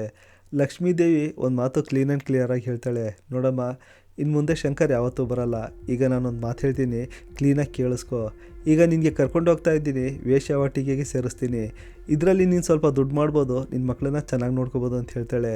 ಅದಕ್ಕೆ ಮುನ್ನಿ ಲಕ್ಷ್ಮೀದೇವಿಗೆ ಹೇಳ್ತಾಳೆ, ನನ್ನ ಪ್ರಾಣ ಹೋದರೂ ಸರಿ, ನಾನು ಈ ಥರದ್ದೆಲ್ಲ ಕೆಲಸ ಮಾಡಲ್ಲ ಅಂತ ಹೇಳ್ತಾಳೆ. ಲಕ್ಷ್ಮೀದೇವಿ ಹೇಳ್ತಾಳೆ, ನೀನು ನಿನ್ನ 3 ಮಕ್ಕಳು ರಸ್ತೆಯಲ್ಲಿ ಕೂತ್ಕೊಂಡು ಭಿಕ್ಷೆ ಬಿಡಬೇಕು, ಆ ಥರ ಮಾಡ್ಬಿಡ್ತೀನಿ, ನಾನು ಹೇಳ್ದಂತೆ ಕೇಳು ಅಂತ ಹೇಳ್ತಾಳೆ. ಮುನ್ನಿದೇವಿ ಆಗಲ್ಲ ಅಂದರೆ ಆಗಲ್ಲ ಅಂತ ಹಠ ಮಾಡ್ತಾಳೆ. ಹಾಗೋ ಹೀಗೋ ಇವರಿಬ್ಬರು ಬಾಂಬೆಗೆ ಬಂದು ಇಳಿತಾರೆ. ಲಕ್ಷ್ಮೀದೇವಿ ಮುನ್ನಿಗೆ ಹೆದರ್ಸಿ ಹೇಳ್ತಾಳೆ, ಒಳ್ಳೆ ಮಾತಲ್ಲಿ ಹೇಳಿ ನೋಡ್ತಾಳೆ. ಆದರೆ ಏನೇ ಹೇಳಿದ್ರು ಕೂಡ ಮುನ್ನಿ ವೇಷವಾಟಿಕೆಗೆ ಹೋಗ್ತಾ ಇರಲ್ಲ. ಲಕ್ಷ್ಮೀದೇವಿ ಇಂಥ ಎಷ್ಟು ಮುನ್ನಿಗಳನ್ನ ನೋಡಿಲ್ಲ. ಲಕ್ಷ್ಮೀದೇವಿ ಹತ್ರ ಈಗ 2ನೇ ಪ್ಲ್ಯಾನ್ ರೆಡಿಯಾಗಿರುತ್ತೆ, ಮುನ್ನಿಯನ್ನು ಮಾರ್ಬಿಡೋದು. ಈಗ ಮುನ್ನಿಯನ್ನು ಮಾರೋದಕ್ಕೆ ಸರಿಯಾದ ಗಿರಾಕಿ ಬೇಕು. ರಾಜಸ್ಥಾನದಲ್ಲಿ ಹರ್ಪಾಲ್ ಅಂತ ಒಬ್ಬ ರೈತ ಇರ್ತಾನೆ. ವಯಸ್ಸು ಮೀರೋಗಿರುತ್ತೆ, ಹೆಣ್ಣು ಸಿಗ್ತಾ ಇರಲ್ಲ, ಮದುವೆ ಆಗಿರಲ್ಲ. ಅವನು ಹಾಗೋ ಹೀಗೋ ಬಂದು ಲಕ್ಷ್ಮೀದೇವಿ ಕೈಗೆ ಸಿಕ್ಕಾಕೋತಾನೆ. ಲಕ್ಷ್ಮೀದೇವಿ ಈ ಮುನ್ನಿಗೆ ಅನಿತಾ ಅಂತ ಪರಿಚಯ ಮಾಡಿಸ್ತಾಳೆ. ಅವಳು ಇನ್ನೂ ವರ್ಜಿನ್ ಅಂತ ಕನ್ಫರ್ಮ್ ಮಾಡ್ತಾಳೆ. ಮದುವೆ ಆಗಬೇಕಂದ್ರೆ ಹರ್ಪಿತ್ ಅನಿತಾಗೆ 2,75,000 ಕೊಡಬೇಕು ಅಂತ ಹೇಳ್ತಾಳೆ. ಇಷ್ಟು ದುಡ್ಡು ಯಾಕೆ ಅಂತ ಕೇಳಿದ್ರೆ ಇವರಪ್ಪ ಜೈಲಲ್ಲಿದ್ದಾರಂತೆ, ಅವ್ರಿಗೆ ಬೇಲ್ ಕೊಟ್ಟು ಬಿಡಿಸ್ಕೊಂಡು ಬರೋದಕ್ಕೆ ಇಷ್ಟು ದುಡ್ಡು ಖರ್ಚಾಗುತ್ತಂತೆ. ನೀನು ಇಷ್ಟು ದುಡ್ಡು ಕೊಟ್ಟರೆ ಅನಿತಾ ಮದುವೆ ನಿನ್ನ ಜೊತೆ ಮಾಡಿಸ್ತೀವಿ, ನಿನ್ಗೆ ಇಷ್ಟನಾ ಅಂತ ಕೇಳ್ತಾರೆ. ಹರ್ಪಾಲ್ ಸರಿ ಅಂತ ಒಪ್ಕೋತಾನೆ. ಯಾವುದೋ ಒಂದು ಡೇಟ್ ಫಿಕ್ಸ್ ಆಗುತ್ತೆ. ಆ ಡೇಟಿನ ದಿನ ಹರ್ಪಾಲ್ ಎಷ್ಟು ಮಾತಾಡಿದ್ರು ಅಷ್ಟು ದುಡ್ಡನ್ನು ತಂದು ಲಕ್ಷ್ಮೀದೇವಿ ಕೈಗೆ ಕೊಡ್ತಾನೆ. ಆನಂತರ ಹರ್ಪಾಲ್ ಮತ್ತು ಮುನ್ನಿಯ ಮದುವೆ ಆಗಿಬಿಡುತ್ತೆ. ಮುನ್ನಿ ತನ್ನ ಜೀವಕ್ಕಿಂತ ಹೆಚ್ಚಾದಂಥ 3 ಮಕ್ಕಳನ್ನ ಬಿಟ್ಬಿಟ್ಟು ರಾಜಸ್ಥಾನಕ್ಕೆ ಹೊರಟೋಗ್ತಾಳೆ. ಹರ್ಪಾಲ್ ಮುನ್ನಿಯನ್ನು ತನ್ನ ಮನೆಗೆ ಕರ್ಕೊಂಡು ಬಂದಾಗ ಅವಳಿಗೆ ತುಂಬ ಚೆನ್ನಾಗಿ ನೋಡ್ಕೋತಾನೆ, ತುಂಬ ಪ್ರೀತಿ ಮಾಡ್ತಾನೆ. ಮುನ್ನಿಗೆ ಆ ಮನೆಯಲ್ಲಿ ಗೌರವ ಕೂಡ ಇರುತ್ತೆ. ಆದರೆ ಇವರಿಬ್ಬರು ಇಂಟಿಮೇಟ್ ಆಗುವಾಗ ಮುನ್ನಿ ಲೈಟ್ ಆಫ್ ಮಾಡಿಬಿಡ್ತಾಳೆ. ಯಾಕೆಂದರೆ ಇವಳ ಹೊಟ್ಟೆ ಮೇಲೆ ಆಪ್ರೇಷನ್ ಆದಂಥ ಮಾರ್ಕ್ಗಳಿರುತ್ತೆ, ಅದೆಲ್ಲ ಕಾಣಬಾರ್ದು, ಅದು ಅವನಿಗೆ ಗೊತ್ತಾಗಬಾರ್ದು ಅಂತ ಇದನ್ನೆಲ್ಲ ಮಾಡ್ತಾಳೆ. ಆದರೆ ತುಂಬ ದಿನ ಕಳೆಯುತ್ತೆ, ಮುನ್ನಿ ಪ್ರೆಗ್ನೆಂಟೇ ಆಗ್ತಾ ಇರಲ್ಲ. ಒಂದಿನ ಹರ್ಪಾಲ್ ಮುನ್ನಿಯನ್ನು ಒಂದು ಡಾಕ್ಟರ್ ಹತ್ರ ಕರ್ಕೊಂಡು ಹೋಗ್ತಾನೆ. ಡಾಕ್ಟರ್ ಮುನ್ನಿಗೆ ಚೆಕ್ ಮಾಡ್ತಾನೆ. ಆನಂತರ ಹರ್ಪಾಲ್ಗೆ ಕರೆದು, ನೋಡು ಇವಳಿಗೆ ಯಾವತ್ತೂ ಮಕ್ಕಳಾಗಲ್ಲ, ಇವಳಿಗೆ ಆಲ್ರೆಡಿ ಆಪ್ರೇಷನ್ ಆಗಿದೆ ಅಂತ ಹೇಳ್ತಾನೆ. ಆ ಕ್ಲಿನಿಕ್ಕಿಂದ ಮುನ್ನಿ ಮತ್ತು ಹರ್ಪಾಲ್ ಮನೆಗೆ ವಾಪಸ್ ಬರ್ತಾರೆ. ಮುನ್ನಿ ತನ್ನ ಜೀವನದಲ್ಲಿ ಏನೇನೆಲ್ಲ ನಡೆದಿತ್ತು ಅದನ್ನೆಲ್ಲ ಹರ್ಪಾಲ್ ಮುಂದೆ ಹೇಳ್ಬಿಡ್ತಾಳೆ. ಆದರೆ ಹರ್ಪಾಲ್ ಒಬ್ಬ ಒಳ್ಳೆ ಮನುಷ್ಯ. ಅವನು ಮುನ್ನಿಗೆ ಹೊಡೆಯಲ್ಲ ಬಡಿಯಲ್ಲ, ಮರ್ಯಾದೆ ಪ್ರಶ್ನೆ. ಅವನು ಮತ್ತೆ ಮುನ್ನಿಯನ್ನು ಬಾಂಬೆ ಕರ್ಕೊಂಡು ಬಂದು ವಾಪಸ್ ಬಿಟ್ಬಿಡ್ತಾನೆ. ಮುನ್ನಿ ವಾಪಸ್ ಬರೋ ಹೊತ್ತಿಗೆ ಈ 3 ಮಕ್ಕಳು ದಿಕ್ಕಾಪಾಲಾಗಿ ಹೋಗಿರ್ತಾರೆ. ಲಕ್ಷ್ಮೀದೇವಿ 2 ಮಕ್ಕಳನ್ನು ಮಾರ್ಬಿಟ್ಟಿರ್ತಾಳೆ, 3ನೇ ಮಗಳನ್ನ ಯಾರಿಗೋ ಕೊಟ್ಬಿಟ್ಟಿರ್ತಾಳೆ. ಆ 3ನೇ ಮಗಳು ಎಲ್ಲಿದ್ದಾಳೆ ಅಂತ ಲಕ್ಷ್ಮೀದೇವಿಗೂ ಕೂಡ ಗೊತ್ತಿರಲ್ಲ. ಮಕ್ಕಳಿಲ್ದೇ ಇರೋರು ಬಂದು ಗೋಲು ಮತ್ತು ಖುಷ್ಬುವನ್ನು ಕರ್ಕೊಂಡೋಗಿರ್ತಾರೆ. ಆದರೆ ಫಲಕ್ ಕೈಯಿಂದ ಕೈ ಚೇಂಜ್ ಆಗ್ತಾ ಈಗ ಫಲಕ್ ಎಲ್ಲಿದ್ದಾಳೆ ಅಂತ ಲಕ್ಷ್ಮೀದೇವಿಗೂ ಕೂಡ ಗೊತ್ತಿರಲ್ಲ. ಅದೇ ಇನ್ನೊಂದು ಕಡೆ ಫಲಕ್ ಆಸ್ಪತ್ರೆಯಲ್ಲಿ ಇರ್ತಾಳೆ. ಅವಳ ತಂದೆ ತಾಯಿ ಯಾರು ಅಂತ ಪೊಲೀಸರು ಇನ್ನೂ ಹುಡುಕಿಲ್ಲ. ಅಲ್ಲಿ ಒಬ್ಬರು ಡಾಕ್ಟರ್ ಇರ್ತಾರೆ ಅಗರ್ವಾಲ್ ಅಂತ. ಅವ್ರಿಗೆ ಇದರಿಂದ ತುಂಬ ಬೇಜಾರಾಗುತ್ತೆ. ಅವ್ರಿಗೆ ತುಂಬ ಹತ್ತಿರದ ಬೇಕಾದಂಥ ನ್ಯೂಸ್ ರಿಪೋರ್ಟರ್ ಒಬ್ಬ ಇರ್ತಾರೆ, ರಿದ್ಮಾಕ್ ಅವ್ರು ಅಂತ. ಅವ್ರನ್ನ ಕರೆಸಿ ಈ ಮಗುನ ತಂದೆ ತಾಯಿ ಹುಡ್ಕೋದಕ್ಕೆ ಹೆಲ್ಪ್ ಕೇಳ್ತಾರೆ. ಇದಾಗಿ ಮಾರನೇ ದಿನ ಅಂದರೆ ಜನವರಿ 26 ಗಣರಾಜ್ಯೋತ್ಸವದ ದಿನ ಫಲಕ್ ICU ವಾರ್ಡಲ್ಲಿ ಮಲಗಿರ್ತಾಳೆ. ಅವಳ ದೊಡ್ಡ ಫೋಟೋವನ್ನು ಫ್ರಂಟ್ ಪೇಜಲ್ಲಿ ಪ್ರಿಂಟ್ ಮಾಡಿ ಇವಳ ತಂದೆ ತಾಯಿ ಯಾರಾದರೂ ಇದ್ದರೆ ಮುಂದೆ ಬನ್ನಿ ಅಂತ ರಿಕ್ವೆಸ್ಟ್ ಮಾಡ್ತಾರೆ. ನೀವು ಯಾವತ್ತಾದರೂ ಬೇಬಿ ಫಲಕ್ ಅಂತ ಹೆಸರು ಕೇಳಿದರೆ ಇಡೀ ದೇಶ ಈ ಹೆಸರು ಕೇಳಿದ್ದೆ ಈ ನ್ಯೂಸ್ ಪೇಪರಿಂದ, ಈಗ ನಾನು ಹೇಳಿದಂಥ ನ್ಯೂಸ್ನಿಂದ. ಈ ನ್ಯೂಸ್ ಎಷ್ಟು ವೈರಲ್ ಆಗುತ್ತೆ ಅಂದರೆ ಈ ನ್ಯೂಸ್ ಬರ್ತಾ ಬರ್ತಾ ನಮ್ಮ ದೇಶ ಬಿಟ್ಟು ವಿದೇಶದಲ್ಲೂ ಕೂಡ ವೈರಲ್ ಆಗಿಬಿಡುತ್ತೆ. ವಿದೇಶದಿಂದ ಇಮೇಲ್ಗಳು ಬರುತ್ತೆ, ಈಗ ಮಗು ಸ್ಥಿತಿ ಹೇಗಿದೆ, ಅವಳ ಕಂಡೀಷನ್ ಹೇಗಿದೆ ಅಂತ.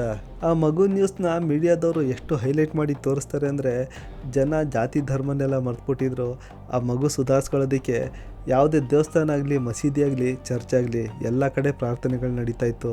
ಈ ಮಗು ಸುಧಾರಿಸ್ಲಿ ಅಂತ ಬೇರೆ ಬೇರೆ ದೇಶಗಳಿಂದ ಬೇರೆ ಬೇರೆ ಅಕೌಂಟ್ಗಳಿಂದ ಡಾಕ್ಟರ್ ಅಗರ್ವಾಲ್ ಅವರು ಒಂದು ಅಕೌಂಟ್ ಕ್ರಿಯೇಟ್ ಮಾಡಿರ್ತಾರೆ. ಆ ಅಕೌಂಟ್ಗೆ ಸುಮಾರು ಫಂಡ್ ಕೂಡ ಬರುತ್ತೆ. ಫಲಕ್ ICU ವಾರ್ಡಲ್ಲಿದ್ದಾಗ ಎಷ್ಟೋ ಜನ ನೋಡಿದವ್ರು ಹೇಳ್ತಾರೆ, ಫಲಕ್ ಮಲಗಿದ್ರು ಕೂಡ ಎಷ್ಟೋ ನರ್ಸ್ಗಳು ಜೋಗುಳ ಹಾಡ್ತಾ ಇದ್ರಂತೆ. ಇನ್ನೆಷ್ಟೋ ನರ್ಸ್ಗಳು ಫಲಕ್ ಕಿವಿಲಿ ಬಂದು Falak get well soon we are with you ಅಂತ ಹೇಳ್ತಾ ಇದ್ರಂತೆ.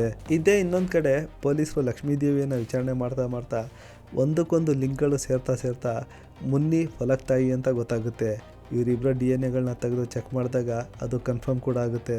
ಮುನ್ನಿ ಈ 3 ಮಕ್ಕಳನ್ನು ಬಿಟ್ಟು ಹೋಗುವಾಗ ಅವರು ಬಡವರೇ ಆಗಿರ್ಬೋದು, ಆ ಮಕ್ಕಳು ಸೇಫ್ ಆಗಿದ್ರು, ಹೆಲ್ತಿ ಆಗಿದ್ರು. ಆದರೆ ಮುನ್ನಿ ವಾಪಸ್ ಬರೋ ಹೊತ್ತಿಗೆ ಲಕ್ಷ್ಮೀದೇವಿ ಮಾಡಿದಂಥ ಕೆಲಸದಿಂದ ಈ 3 ಮಕ್ಕಳ ಜೀವನ ಈ ಮಟ್ಟಕ್ಕೆ ಬಂದು ನಿಂತಿರುತ್ತೆ. ಪೊಲೀಸರು ಹುಡುಕ್ತಾ ಮುನ್ನಿಯ 2 ಮಕ್ಕಳನ್ನು ಹುಡುಕಿ ಮತ್ತೆ ವಾಪಸ್ ತಂದು ಕೊಡ್ತಾರೆ. ಅವೆರಡು ಮಕ್ಕಳನ್ನು ತಗೊಂಡೋದಂಥ ಆ ತಂದೆ ತಾಯಿಯರ ಕಷ್ಟ ನೋಡೋದಕ್ಕಾಗ್ತಾ ಇರಲ್ಲ. ಪಾಪ ಅವರು ಇದೇ ಮಕ್ಕಳನ್ನ ತಮ್ಮ ಮಕ್ಕಳು ಅಂತ ಅಂದ್ಕೊಂಡಿದ್ರು, ತುಂಬ ಪ್ರೀತಿಯಿಂದ ಸಾಕಿದ್ರು. ಆದರೆ ನಿಜವಾದ ತಾಯಿ ಹತ್ರ ಆ ಮಕ್ಕಳನ್ನ ಪೊಲೀಸರು ಕರ್ಕೊಂಡು ಬಂದು ವಾಪಸ್ ಬಿಡ್ತಾರೆ. ಆದರೆ ಇಲ್ಲಿ ಒಂದು ಬಾಕಿ ಏನಂದರೆ ಬೇಬಿ ಫಲಕ್ ಆರೋಗ್ಯ ಸುಧಾರಿಸಿದ್ರೆ ಈ ಫ್ಯಾಮಿಲಿ ನೆಮ್ಮದಿಯಾಗಿ ಜೀವನ ಸಾಗಿಸ್ಬೋದು. ಆದರೆ ಮಾರ್ಚ್ 15, 2012 ಫಲಕ್ ಬರ್ತ್ಡೇಗೆ ಬರೀ 5 ದಿನ ಮಾತ್ರ ಬಾಕಿ ಇರುತ್ತೆ. ಫಲಕ್ಗೆ ಸಣ್ಣದಾಗಿ ಹಾರ್ಟ್ ಅಟ್ಯಾಕ್ ಆಗುತ್ತೆ. ಫಲಕ್ ತೀರ್ಕೋತಾಳೆ.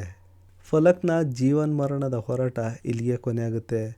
ಈ ನಿರ್ದಯ ಪ್ರಪಂಚದ ಕಡೆ ಒಂದ್ಸಲ ಕೂಡ ತಿರುಗಿ ನೋಡದೆ ಫಲಕ್ ಹಾಗೆ ಹೊರಟೋಗ್ತಾಳೆ.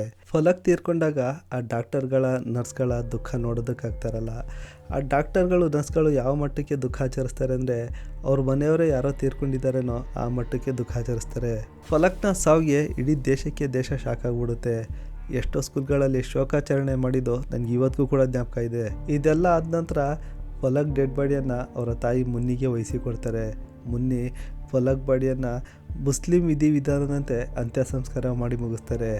ತಲೆ ಭಾಗದಲ್ಲಿ ಒಂದು ಕಲ್ಲು ನೆಡ್ತಾರೆ. ಆ ಕಲ್ಲು ಮೇಲೆ ಸಾನಿಯಾ ಫಲಕ್ ಅಂತ ಹೆಸರು ಬರೀತಾರೆ. ಇದೇ ಇನ್ನೊಂದು ಕಡೆ ಪೊಲೀಸರು ಆ್ಯಕ್ಟಿವೇಟ್ ಆಗ್ತಾರೆ. ಮುನ್ನಿ ಮೊದಲನೇ ಗಂಡ ಶಾ ಹುಸೇನ್ಗೆ ಅರೆಸ್ಟ್ ಮಾಡ್ತಾರೆ. ಅವನು ಗುಡ್ಗಾವ್ನ ಒಂದು ಟೈರ್ ಶಾಪ್ನಲ್ಲಿ ಕೆಲಸ ಮಾಡ್ತಾ ಇರ್ತಾನೆ. ಗುಡಿಯಾಗ ಅರೆಸ್ಟ್ ಮಾಡ್ತಾರೆ, ದಿಲ್ಶಾದ್ಗೆ ಅರೆಸ್ಟ್ ಮಾಡ್ತಾರೆ, ಲಕ್ಷ್ಮೀದೇವಿಗೆ ಅರೆಸ್ಟ್ ಮಾಡ್ತಾರೆ, ಮನೋಜ್ಗೆ ಅರೆಸ್ಟ್ ಮಾಡ್ತಾರೆ, ಶಂಕರ್ಗೆ ಅರೆಸ್ಟ್ ಮಾಡ್ತಾರೆ. ಇವ್ರಿಗೆಲ್ಲ ನಾನಾ ಥರ ಕೇಸ್ಗಳನ್ನ ಫಿಟ್ ಮಾಡಿ ಜೈಲ್ ಕಳಿಸ್ತಾರೆ. ಇಲ್ಲಿವರೆಗೆ ಬೇಬಿ ಫಲಕ್ ಸತ್ತು 13 ವರ್ಷ. ಈ ಕಥೆ ಕೇಳ್ತಿರೋಂಥ ಎಷ್ಟೋ ಜನ ಆಗ ಈ ಬೇಬಿ ಫಲಕ್ ಹೆಸರು ಕೇಳಿರ್ಬೋದು, ಇಲ್ಲಿವರೆಗೆ ಮರ್ತಿರ್ಬೋದು. ಇವತ್ತು ಮತ್ತೆ ಈ ಕಥೆ ಕೇಳಿ ಆ ಮಗು ಹೆಸರು ಜ್ಞಾಪಕಕ್ಕೆ ಬಂದಿರ್ಬೋದು. ಇದೇ ಥರ ನಿರ್ಭಯ, ಸೌಜನ್ಯ, ಆಸಿಫಾ ಇಂಥ 100 ಕೇಸ್ಗಳು ನಮ್ಮ ದೇಶದಲ್ಲಿ ಆಗಾಗ ನಡೀತಾ ಇರುತ್ತೆ. ಈ ಕೇಸ್ಗಳು ನಡೆದಂಥ ಹೊಸದ್ರಲ್ಲಿ ನೀವು ಹೋರಾಡ್ತೀವಿ. ದಿನಗಳು ಕಳೀತಾ ಅವರನ್ನು ಮರ್ತ್ಬಿಡ್ತೀವಿ.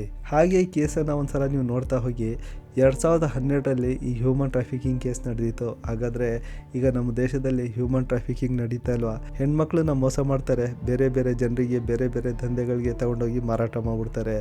ಬರೀ ಹೆಣ್ಮಕ್ಳನ್ನಷ್ಟೇ ಅಲ್ಲ, ಗಂಡಸರನ್ನು ಕೂಡ ಕೆಲಸ ಕೊಡಿಸ್ತೀವಿ ಅಂತ ಬೇರೆ ದೇಶಕ್ಕೆ ಕರ್ಕೊಂಡೋಗ್ತಾರೆ, ಅಲ್ಲೇ ಮಾರ್ಬಿಡ್ತಾರೆ.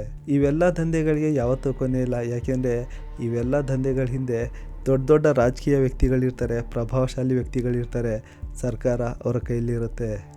ನೀವು ಸಣ್ಣ ಪುಟ್ಟ ಹೋರಾಟ ಮಾಡ್ಬೋದು, 1 ನಿಮಿಷದ ಶೋಕಾಚರಣೆ ಮಾಡ್ಬೋದು. ಅಷ್ಟು ಬಿಟ್ರೆ ನಿಮ್ಮ ಕೈಯಲ್ಲಿ ಬೇರೆ ಇನ್ನೇನೂ ಇಲ್ಲ. ಹಾಗಾದರೆ ಬೇಬಿ ಫಲಕ್ ಆತ್ಮಕ್ಕೆ ಶಾಂತಿ ಸಿಗಲಿ ಅಂತ ಇವತ್ತಿನ ಕಥೆಯಲ್ಲಿಗೆ ಮುಗಿಸೋಣ. ನಮ್ಮ ಕಥೆ ನಿಮಗೆ ಇಷ್ಟ ಆದರೆ ಒಂದು ಲೈಕ್ ಮಾಡಿ, ಹೊಸಬ್ರಾದರೆ ಸಬ್ಸ್ಕ್ರೈಬ್ ಮಾಡಿ. ಹಾಗೆ ಈ ವಿಡಿಯೋನ ಫೇಸ್ಬುಕ್ಕಲ್ಲಿ ನೋಡ್ತಾ ಇದ್ದರೆ ಒಂದು ಲೈಕ್ ಮಾಡಿ, ಚಾನಲನ್ನು ಫಾಲೋ ಮಾಡಿ. ನಮಸ್ಕಾರ.